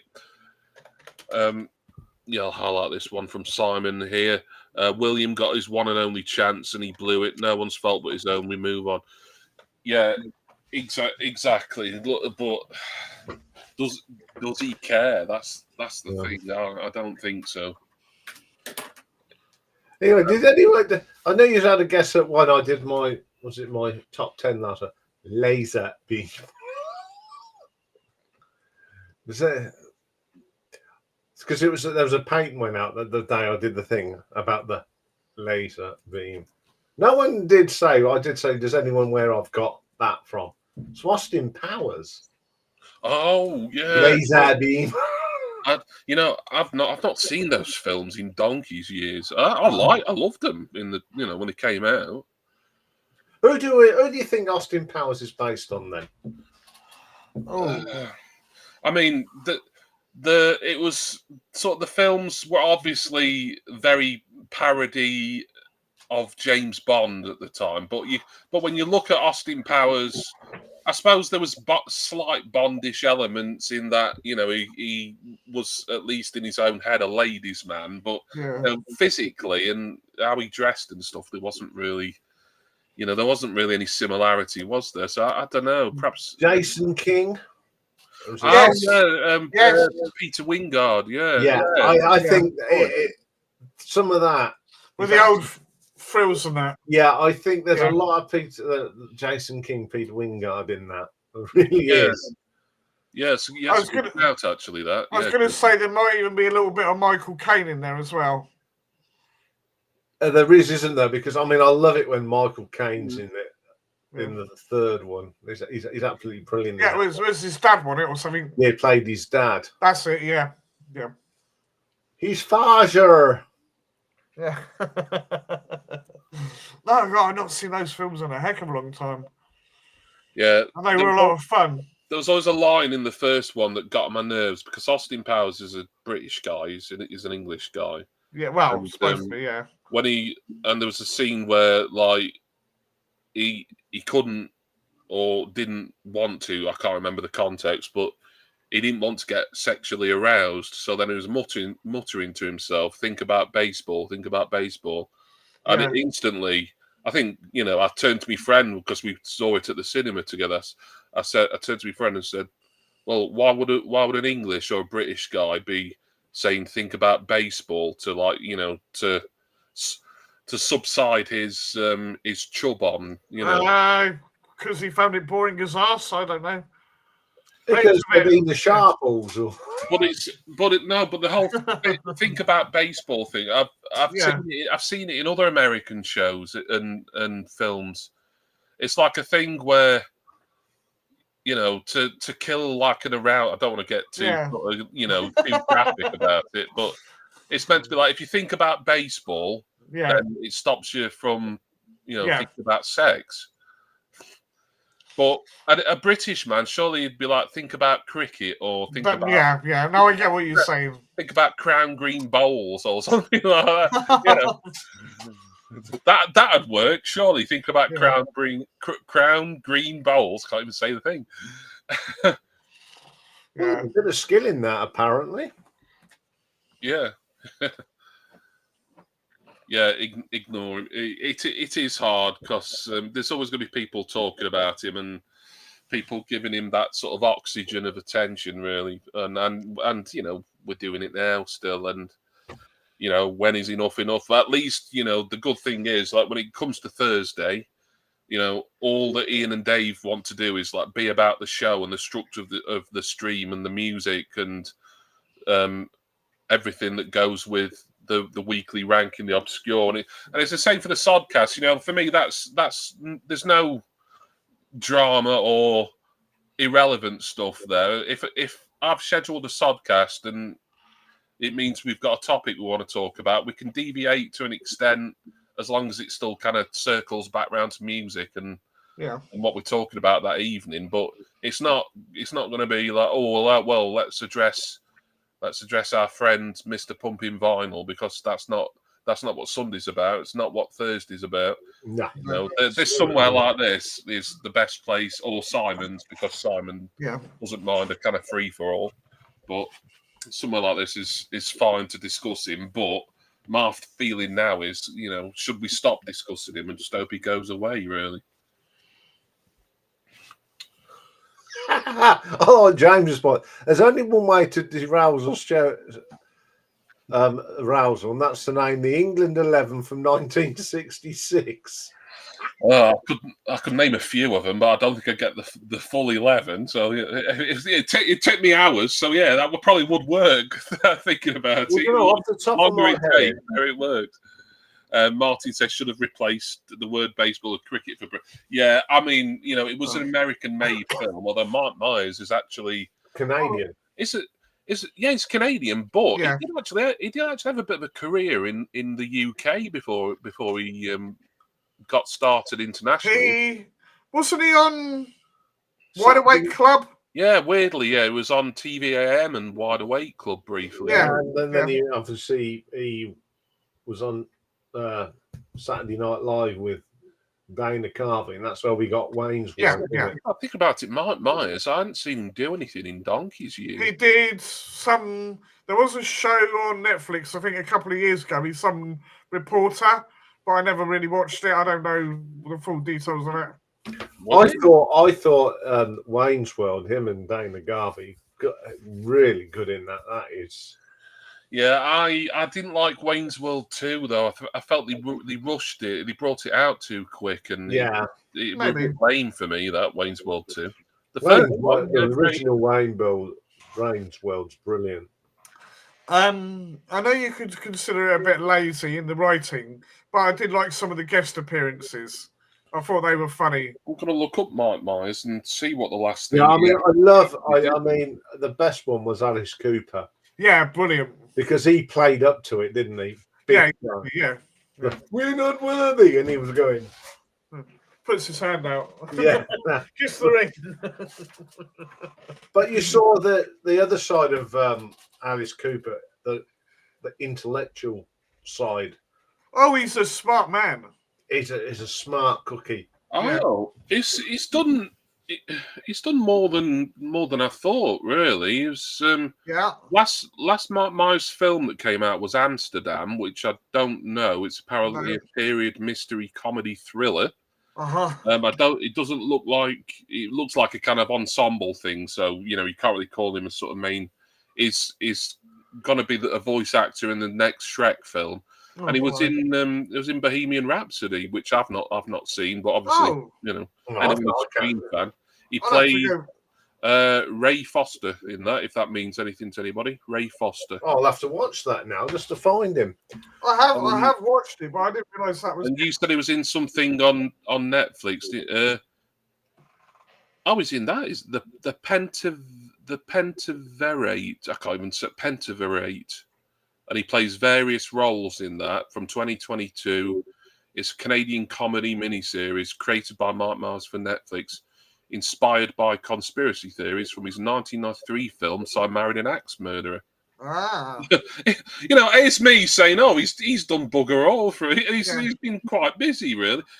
Some of these television appearances are like his sort of the glorified sort of cameos and guest spots on things like Saturday Night Live and Tonight Show. So he's not, actual television. He's not done too much apart from this I can't say it. Pentaverate.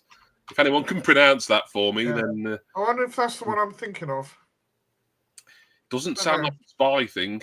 No. Not a spy thing. You said I thought it was some reporter, but it could have been. I said I only ever watched one episode, so it could have been to do with conspiracy. I don't know. Elliot. Well, yeah, that's Ian. I'm sure would be delighted, but I don't want to speak for him because he's here. Yeah. Of course you can, Elliot. You don't have to ask. Yeah, I thought it went without saying. Yeah. Once you've been on, well, you've come up once. You don't expect invitations. Elliot, just remember, like, if you're a glasses wearer, we'll be able to see if you're watching porn through them. That does make me laugh, actually. Why would you be? It was funny when I heard it, but then it's like I just think that stunt rock guy. I think there's something quite nasty about him. People probably disagree because people think, oh, he's like legendary in the VC, whatever that's worth. I think he's an absolute cock. and that's me censoring myself. I could be a lot harsher than that. Yes, I can't stand him. If I see him on it, you know what? The only thing I want to see him on is for him to come on here one day if I'm doing like a general thing like now, and for him to actually try and make amends really. But something about Early Doors there. Yeah, I remember that. I do like Early Doors. I know that's a great scene. I've got one of their albums, but I can't remember what it is. It was in my folks collection, and they gave it to me. I don't think I've listened to it yet, to be fair. I can't remember what it is now. Yeah, he doesn't get any farther than Nobby Styles. Yeah, I've been threatening to watch that again soon. I've seen it a few times, start to finish, Early Doors, but I've got the 2 series in a nice box set. Yeah, there's a stage show apparently as well, isn't there? Yes, there was. Right, okay. Yeah. Someone's put the video up on YouTube, and I watched it. Obviously, it's not got it's all different characters, but it's beautifully written. Mm. I mean, is it quite professionally filmed then?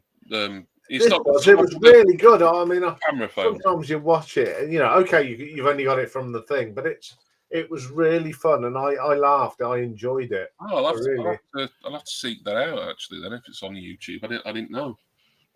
The old Val Kilmer film, was that ever any good? I never watched it. Which one? The Doors one. Oh, The Doors. The Doors. Yeah, it's not a bad film. So we're segueing from Early Doors to the Doors. Jason, did you think we were talking about The Doors before? Yeah. Sorry. Yes, I did. Sorry. Sorry. It's just earned a muting for that. Just out of sheer gormlessness. See, there's a film that everyone forgets that Val Kilmer was in, and that was Top Secret. I've not seen it. The Val Kilmer film. He was in that Batman, the third of the late 80s, 90s Batman films, weren't he? And it wasn't. It was all right in places, but that and Batman and Robin, I don't think were brilliant. And of course, he was in Tombstone as well, which I watched because Leroy was in the chat earlier. That's like his all-time favorite film, and I did a series where like me and other YouTubers were reviewing each other's favorite films. So he reviewed my favorite 24-Hour Party People, and I reviewed his Tombstone. I had to buy a copy off eBay because it wasn't available to stream anywhere. I'm not a big Western guy, but yeah, Tombstone were pretty good. Yeah. Well, I'm at a cocktail, but I gave you a segue into something else, so. Yeah, Jason. I know. Who had 16 minutes past 9 for Jason's first outrageous blooper? You'll get used to it, Ian. Sorry. That's all right. No, I completely misread what the post was, and then I went off on a tangent in my own brain. About early doors for about 5 minutes. Yeah, no, I didn't know what that was. Oh well. Yeah, there you go. You've shown your ignorance. No, early doors. You see, early doors as in early doors music. No, early doors. Jason, this isn't making you look any better. I know. I'm just saying. By Jay explaining your thought process or lack of it behind it. You don't get that expression now because pubs open all day. Back in the day, early doors was when the pub opened at 5 o'clock. Yeah. We used to. There was one pub we had there. It was called the 5 o'clock club, and it was held on a Friday, of course. Yeah, it's weird though, isn't it? You don't get that anymore. It's like, well, do they still do the 24 hours thing or not? I suppose it depends. Yeah, if you've got a license to. I can't think of. I'm sure there is pubs that I know of somewhere that's 24 hours, but none round here, I don't think. Yeah, this was a great pub in town. Dave was part of that club, and there was times when you'd open at 5 o'clock one Friday night, doors were locked. What's going on?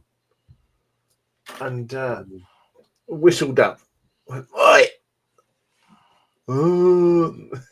He'd have the landlord had his own afternoon nap and overslept. So he opened the window and dropped the keys down.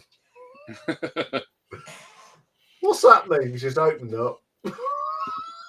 I'll be down in a minute. We used to, we had a sleeping at a pub at one point. There's some charity thing we were doing. That was the quite funniest story I heard was in a pub in Northampton, and it was 9 o'clock in the morning, and the doors are open, and the police wandered in. I know this is a true story because someone was there. A few people in here at this time. He says, "This you should have seen it at 6 o'clock. There's hundreds in here." So the landlord had to go and help police with their inquiries.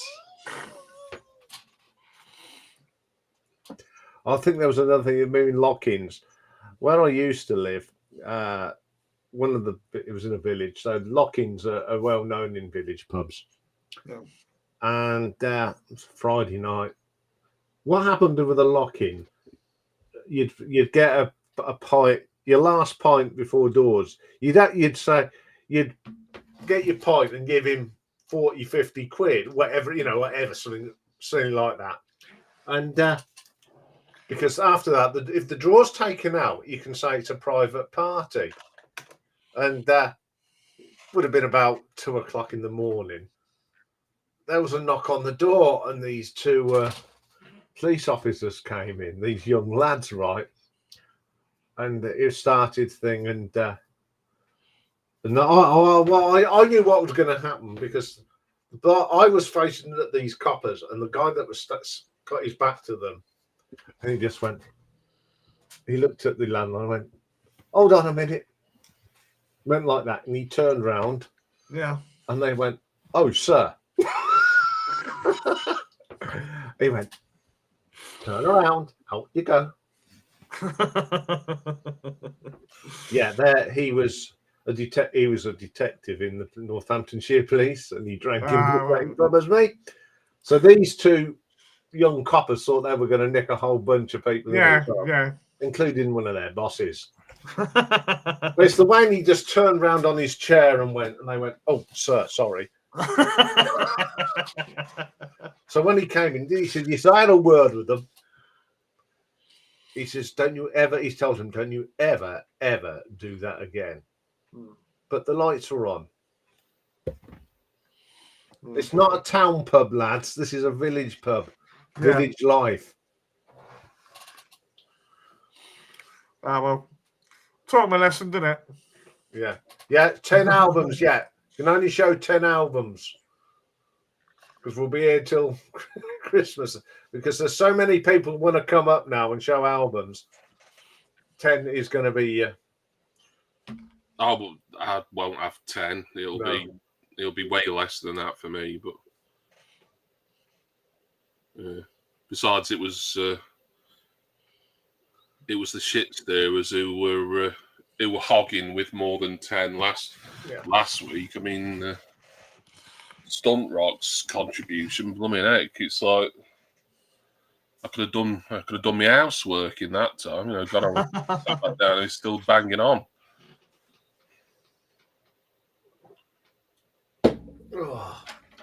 So tomorrow, Dave and I are going to do a review of round 2 and tell you how we would have voted. So.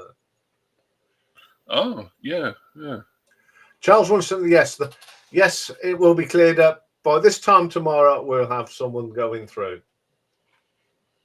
There is a plan, isn't there, Jimmy? But we're not. Yes, yeah. You did say what one of your solutions would be. Yeah. All right, James. Thank you, mate. Nice to see you. Yeah. Oh, thank you, James. Thank you, James. Nice to see you. Yeah. Make sure you subscribe to Ranking the Obscure. It's probably gone already, but I'm going to say it anyway. Right, subscribe to Ranking the Obscure. And all right, then. Yeah, I suppose. Even though he put another bloody Star Wars piece of crap video out today, subscribe to Not Suitable for Mum. Even if it's only for the records, watch the records. Yeah. There you go. Choose what you want. I know I do different things, and everything isn't for everyone. So, yeah. But yeah, the Thursday night stuff is always a lot of fun. Yeah, I mean, I wasn't on the panel for last week's, so you know it didn't really affect me. But and the other exciting news: I'm starting a new video type thing on Monday. All right. You need to the perfect side. Is it? Is that the one you're on about? Yes. Starts on Monday. It's not an April Fool's joke because it's April the 1st. It genuinely is starting next Monday, where I'm going to take an album and go through the tracks, and then I'm going to decide what is my favourite side of this album. That's fair play. I've got a few lined up, but as usual, I'm sure you guys will all come up with albums and challenge me to find the perfect side. I thought for a minute you were going to say on about B-sides from singles and stuff like that, but no, that's quite intriguing. I've got a really good one lined up for you on it. Yeah. Okay. Cool. Yeah. Yeah. I shall tune in and have a listen, even if it's a record I don't know. You see, the idea is people go, "Oh, I'll go and give this a listen now." Yeah. Well, but then again, I will put that perfect side in as a playlist, so people don't even have to go and look for it. There you go. Yeah, I'm wondering if I need to sort my playlist out because, like, everything to do with music really is dumped into my music collecting playlist. Yeah. Apart from charts and rankings, I have got a separate playlist for those. But yeah, it's something I've got to do. With all these playlists, put them into genres. Yeah, because I'm thinking, should I have a specific records roundup playlist? Because that's like a series, of its own. I've I got think Mini so, Disc mate. Monday now. That's a recurring series. Yeah. Do these need separate play? I don't know.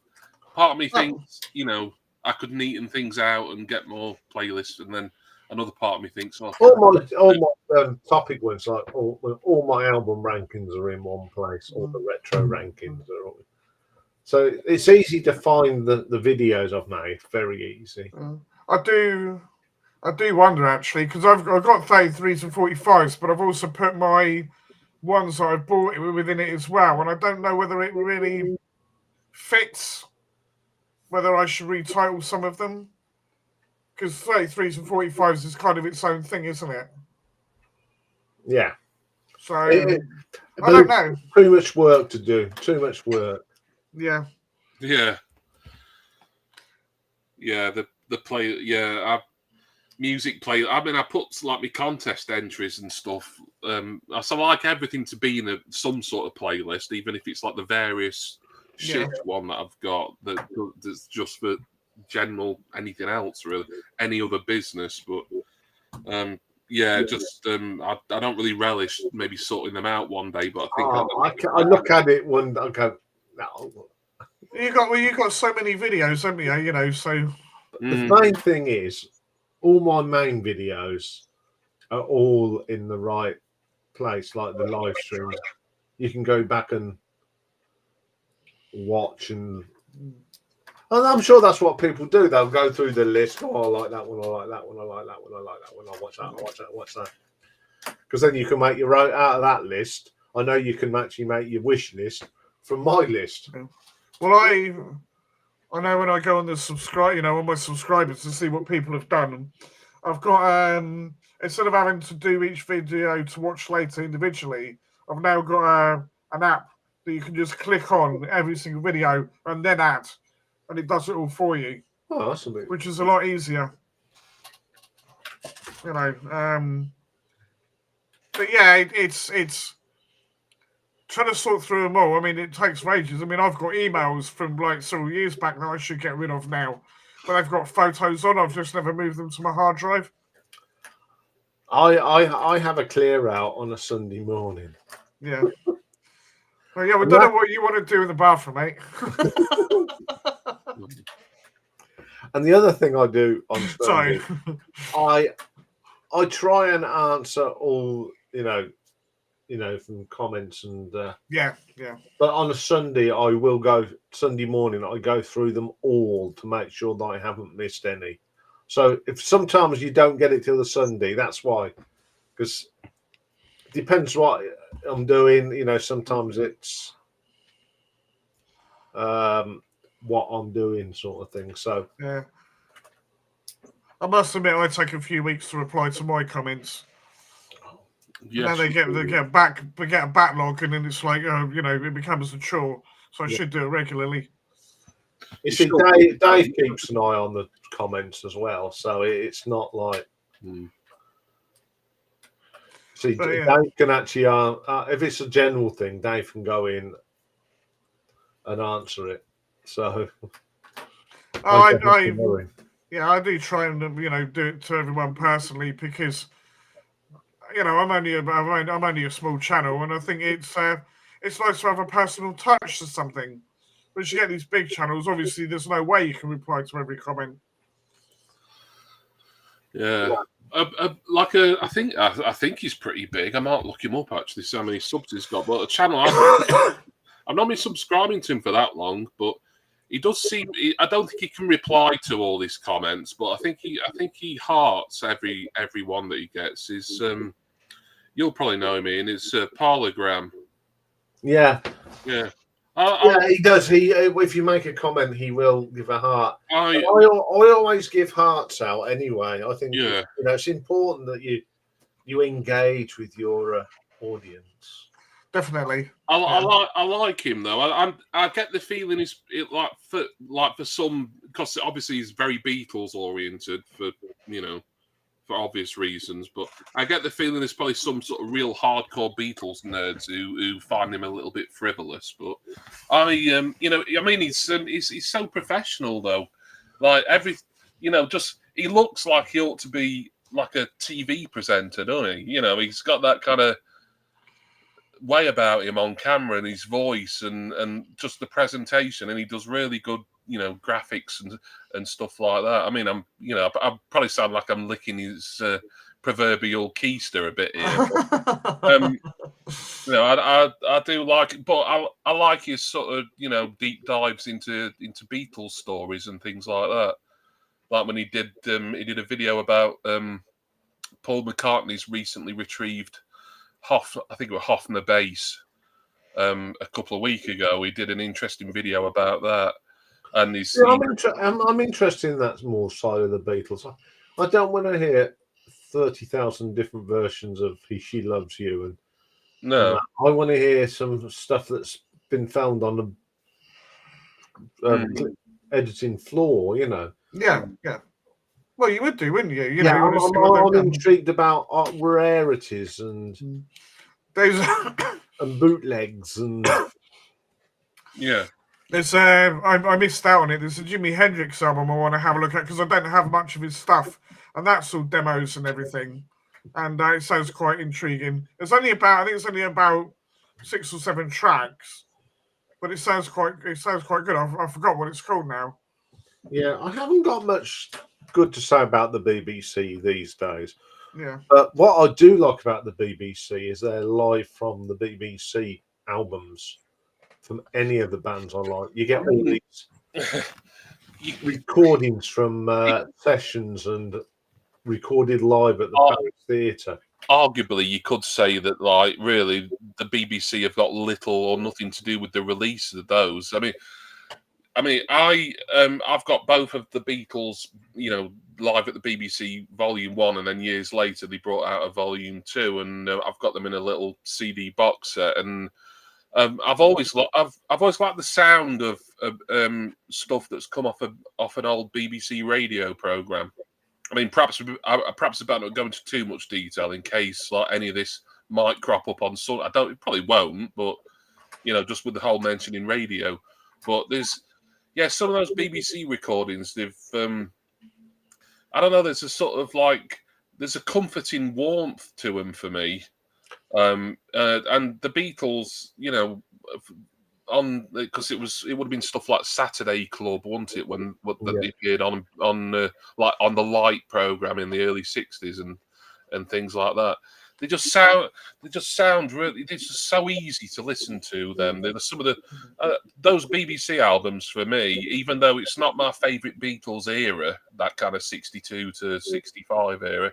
But there's some of the nicest albums just to sit and listen to because there's just a nice sort of comforting feel to them. It's hard to explain really, but I mean, obviously they would have had to license, you know, using them from the BBC, but that was an Apple / you know, whatever not part. Oh, I've got quite a few and they're great. I mean, the Queen at the Beeb's great, and it's all the stuff on their debut album. Yeah, I've got.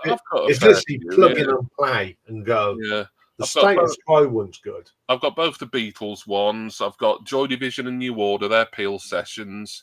There again, like a lot of Peel sessions. I like.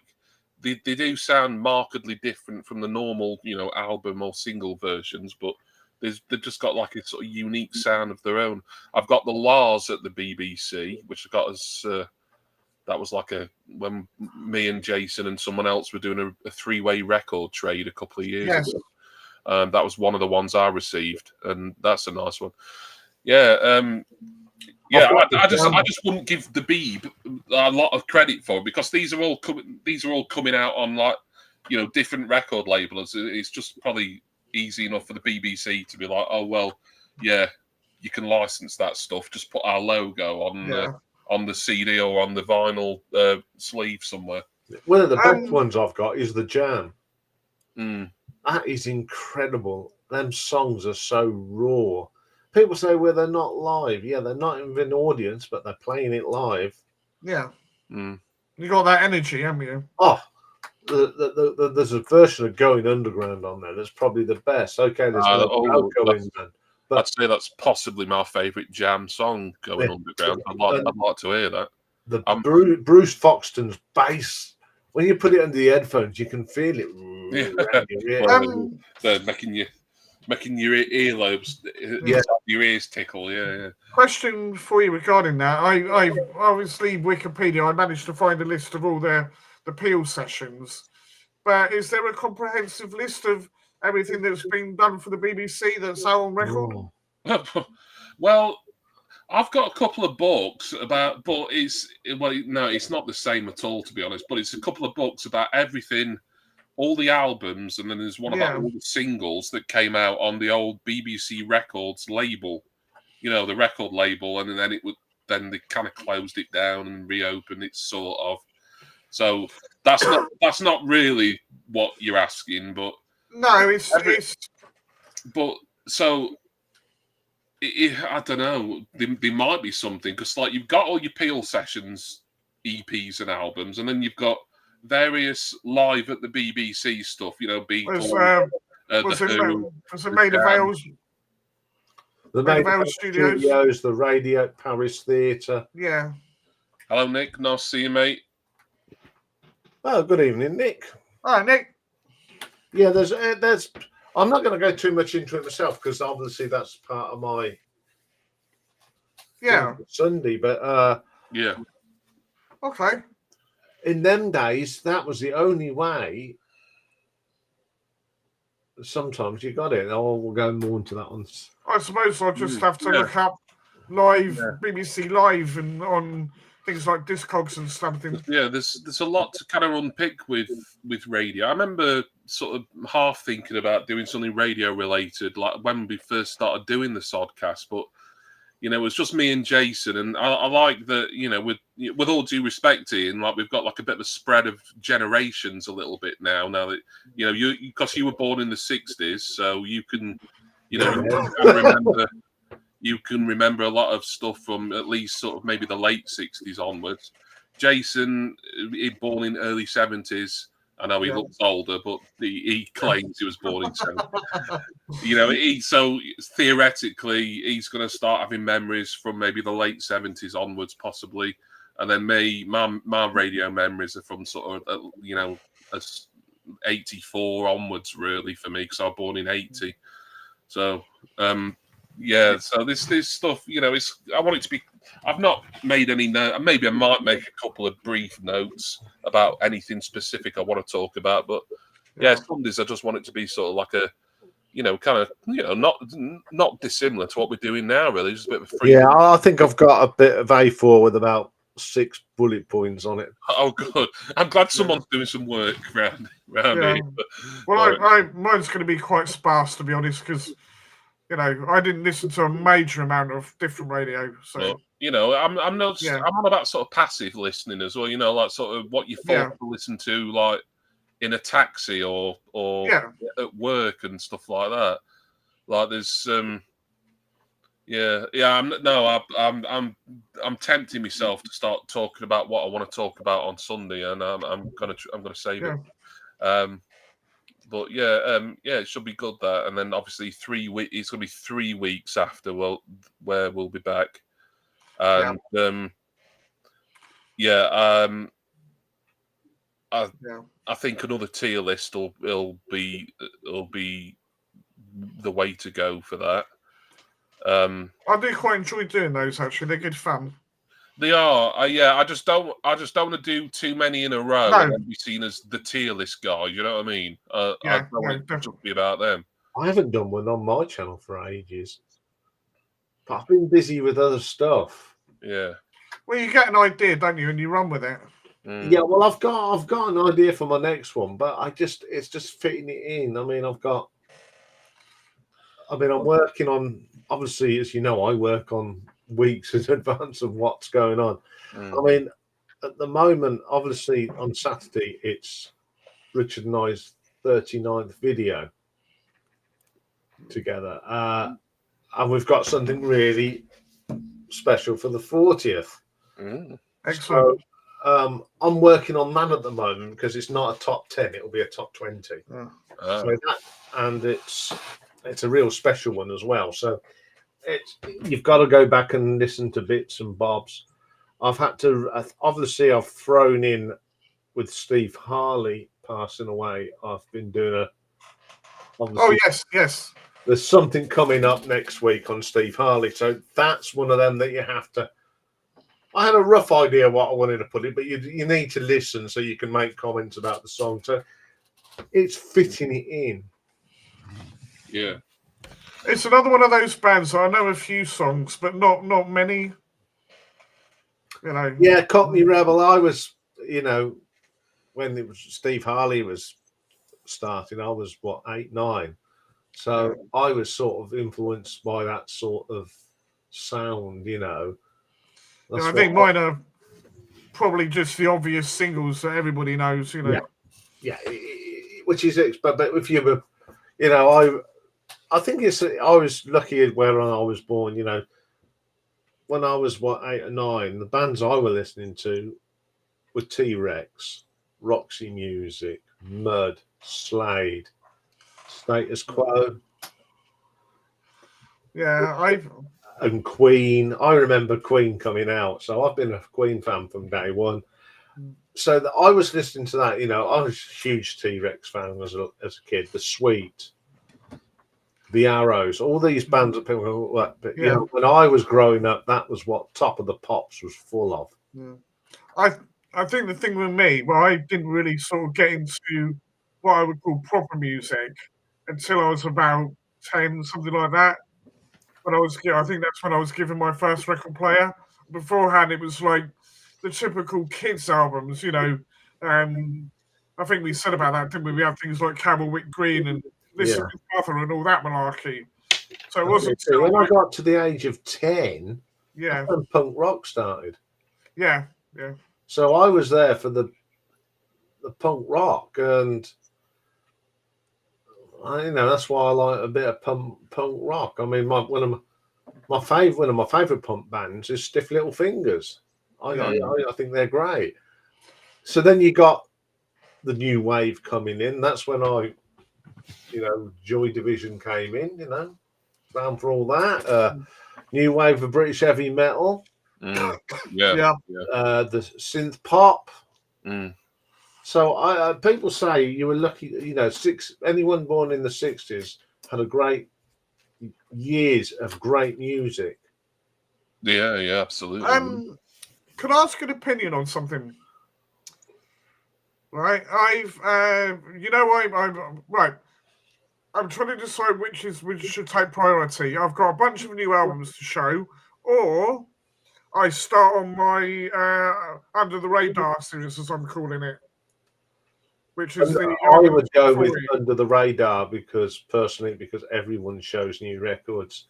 Yeah, well, that doesn't mean that we don't want to see your new records. No. Under the Radar is a good topic. Yeah. Does that sound like a good title as well? Under the Radar, yeah. Yeah. It's just trying to think how to label it. So I put Under the Radar on the thumbnail, obviously. But it's the explaining that it's under the top 40 bit. I don't know quite how to do that. How to describe it, shall we say? Under the Radar, those that miss. Well, songs that miss the top, I suppose. Songs that miss the top 40. Oh yeah, I mean that's all you Does need. that sound reasonable? Really. Yeah. Okay. So don't make it overcomplicated. No, I don't want to. No. Jason can't do anything with that. But that's why I ask. That's why I ask opinions. I want to simplify it. There's a good theory to use. That's the KISS. Yeah, I know. Yeah. Short, simple. Yeah. No, I thought it meant keep it simple, Sharto. Well, yeah. In my case, it would do, wouldn't it? Yeah. No, but I'm not going to do the way I've found stuff. Obviously, it's going to be my favourite ones, right? Rather than listing all of them because that would take forever. But I think what I'm going to have to do is I'm going to have to break it down into several year blocks rather than individual years, because otherwise you're going to have next to nothing on there in some cases. Yeah. Yeah. So some of the things I do, especially when I do the stories, like. It's like if it's a band that have released loads, yeah, I do it by decade. I did Elton John like that. I did Elton John. Yeah. by the Oh, decade. it'd be a massively long video, though, mate. I mean, for argument's sake, 1960, I've probably got 4 that I like. I go to 1967, and there's about 15 that I like. Well, you could do 60 to 65, and Yeah, something like that. Yeah. Lump, like, say if there's How- only like no more than 10 or 15 between, say, 60 and 63. Yeah. And do 60 to 63, maybe 63, 66, Yeah. and maybe 67 if there's a lot more. Then how many songs in a year in a section do you think is long enough then? Well, if you're only picking your favourites, then just use them, really. I didn't know whether sort of like is because 4 would be a really short video, so it should be more than 4. Yeah, that's what I'm saying. Yeah, that's what I'm saying. Like if it is 4 in 1960 and say 4 in 61 and maybe another 4 in 62 or 5. Yeah, do it like that. Yeah. Just take yourself a maximum. Like do no more than maybe 15 per video, maybe, and then just try and or thereabouts, and then just divide them up. See fit, really. And I was going to keep it simple, right? With just literally just the tracks, rather than any information as such. Does that make sense? Yeah, you just want to. You just basically want to say this is. Well, it's like I suppose it's like when I do my top 10s. Yeah. I give a little bit of information about the song. Yeah. I'm going to just say this is how far it got to know, and in America it got it depends what country we're doing, and then I have a few words. Yeah, I like that one. Yeah. No, I've never heard of it. Yeah, and just give a brief opinion, and then say what position. I don't even know if I do the opinion. I think it's just literally going to be, where what position it got to overall, the date, and obviously the artist and the title, and I think that's it. And then people want to find out more, they can find out more, because not everybody wants to know like who the band members are and what year they were born in and all this malarkey. No, I mean, there can be too much information. I tend to do that for 33s and 45s anyway, for bands that I really like, for songs that I really like. So I'm trying to keep it different.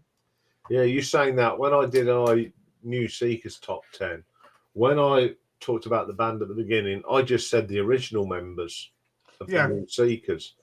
Yeah. Oh, did I get some grief? You missed that. Yeah, well, we'll be here all day. Yeah. Well, how many people have been in the New Seekers? Only about 16, 17. Yeah. You'd be there forever. Yeah. Well, when I did the Babylon Zoo Spaceman one, right, I could find a list and there was about 10 different members, but nothing I found actually said what any of them played, right? Until it went with the current look, because apparently they're still going. Apparently, so that's why I had to say the current lineup, because it wasn't giving me any information on who did what at the time. I always felt with an act like Babylon Zoo, it was basically a glorified solo project for Jazz Man anyway. So it was him and like whatever session musicians he had. Yeah, he could get his hands on. Yeah, there's a lot of musicians like that. I mean, Michael Schenker's one of them. Yeah, he's got a band called MSG, the Michael Schenker Group, but it was normally who was available to record with him at that time. Sometimes it's nice to know who was in there, because they may have gone on to do other things. You think, oh, I know him. He was in so and so before. Or, oh no, he's in this band now. Because what was it I did? Oh, there was I was doing a thing about Malibu Stacy or something like that. I was talking to somebody about that band, and that was with us. Yeah, that was it. Yeah, on the Sodcast. So I was saying about them and how that the drummer that they've got now in television is the same guy that was in Malibu Stacy. Yeah, you find that. I've got the names of musicians that crop up time and time again in my rankings. The drummer Simon Phillips, he turns up everywhere. Mel Collins, the saxophone player, he turns up on everybody's albums. Tony Levin is another name that seems to crop up everywhere. Yeah. You know, oh, look who's on here, and oh, look. But like today with Carole King, if there's more than 7 people in the band contribute on the album, I'd just say there's a list here, long as your arm. But like one of the albums, loads of people, but if it's someone significant, like Eric Clapton's played on some of Carole's stuff. And Legland Sakar, the bass player, played on one of her albums. I mentioned, you know, these prominent people that make guest appearances. Yeah. So, yeah, you don't want to give out too much information because you'll spend half the time not talking about the album, but who actually played on it. Who, what was it? Rock and roll? Was it Rock and Roll Family Trees? Was it something like that? That was out on TV years ago. Yeah, that was a really good show. Yes, because you had like you know, you had was it the Yardbirds and Cream and Eric Clapton, all that lot, and you know who went where, and you know went into other bands. Yeah, a band that's good at that is Deep Purple. Yeah, well, yeah, because that was David Coverdale, wasn't it? Oh, you can. I'm doing some side project, personal project. Yeah, and I can at the moment I can link Def Leppard to Deep Purple. I expect you can. Yeah. Then was it Girl that Phil Collen was in, and they've got connections to Deep Purple. Oh yeah, yeah. Even Iron Maiden have got some connections to Deep Purple. Yeah, yeah. I mean, what links like Deep Purple and Def Leppard? It's through. David Coverdale was in Deep Purple. David Coverdale went on to form Whitesnake. Vivian Campbell was in Whitesnake. Oh, of course he was. Yes. Yeah, he came from Dio, which then takes it round to Rainbow. They're all interconnected. Now, Cozy Powell, the drummer, is a name that will crop up in so many bands. Neil Murray. Yeah. They all crop up in the bands. I mean, you can sort of link Neil Murray technically to Magnum. Yeah. The one I know is Mark Richardson, the drummer, because he was in a band called Blow. Then he went to, and I always get this wrong, it was either Little Angels or Thunder, I can't remember. Little Angels he went to. Little Angels, yeah. Then he went to Skunk Anansie. Then he went to Feeder for a while, and then he's come back to Skunk. Yeah. So, you know, he's been quite prolific. Yeah. Harry James, I mean, he's been with, he started off in Terraplane, and he's been with Magnum and Thunder. Yeah. You see, there's the rock family tree. You can everything comes from Deep Purple. Yeah. Yeah, I suppose like what's it, 7 Shades of Kevin Bacon or whatever it is. Yeah, it is. You could if you put Deep Purple at the well, you don't put Deep Purple at the top. You actually put the Searchers. Yeah. Because from the Searchers you went to Chris Kirk. I do think some of them are a little bit tenuous though. Like, oh, they happen to be in one jam session with them or something, you know, like that. You know, or they were in there. They play together on a song. Yeah. It's sort of, there is a connection. I mean, you've got connections between Duran Duran and Reef, because John Taylor actually was on their touring band for about 6 months, and I think he helped produce one of their albums.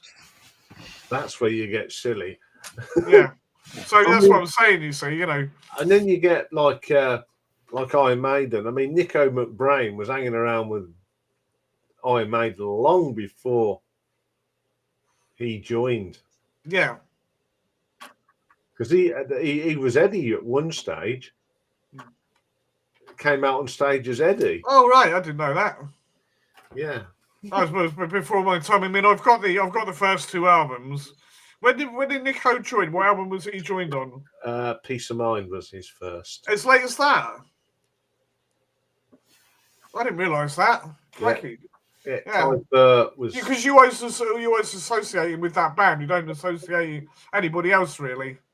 Well, I don't know. I always, you know, obviously Clive Burr played on the first three. So Yeah, I always remember Clive. Yeah. Rest his soul. He's no longer with us. And then obviously the lead singer, which was Paul. Paul Deanna. Yeah. He's done all right for himself, hasn't he, actually? Yeah, he's okay. He's in a bad way, but Oh, is he? he hadn't seen Steve Harris for years.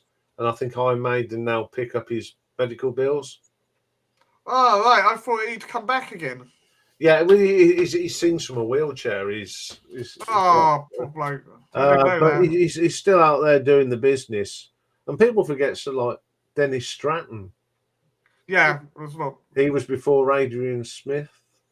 Yeah. I suppose you've got that. You got Yannick Gears that was with Ian Gillan. Yes. Well, he didn't join till quite a bit later, did he? Yes.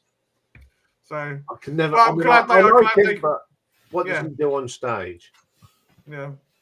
I've actually sat and stood and watched him. I think it was at Twickenham when they did the. They didn't play anything past. I think it was. What was the? I think the last it was Peace of Mind. They didn't play anything past Peace of Mind, so it was all the first 4 albums. Yeah. And he was just running around, just going like that all the time on his guitar. I don't think he was actually adding any.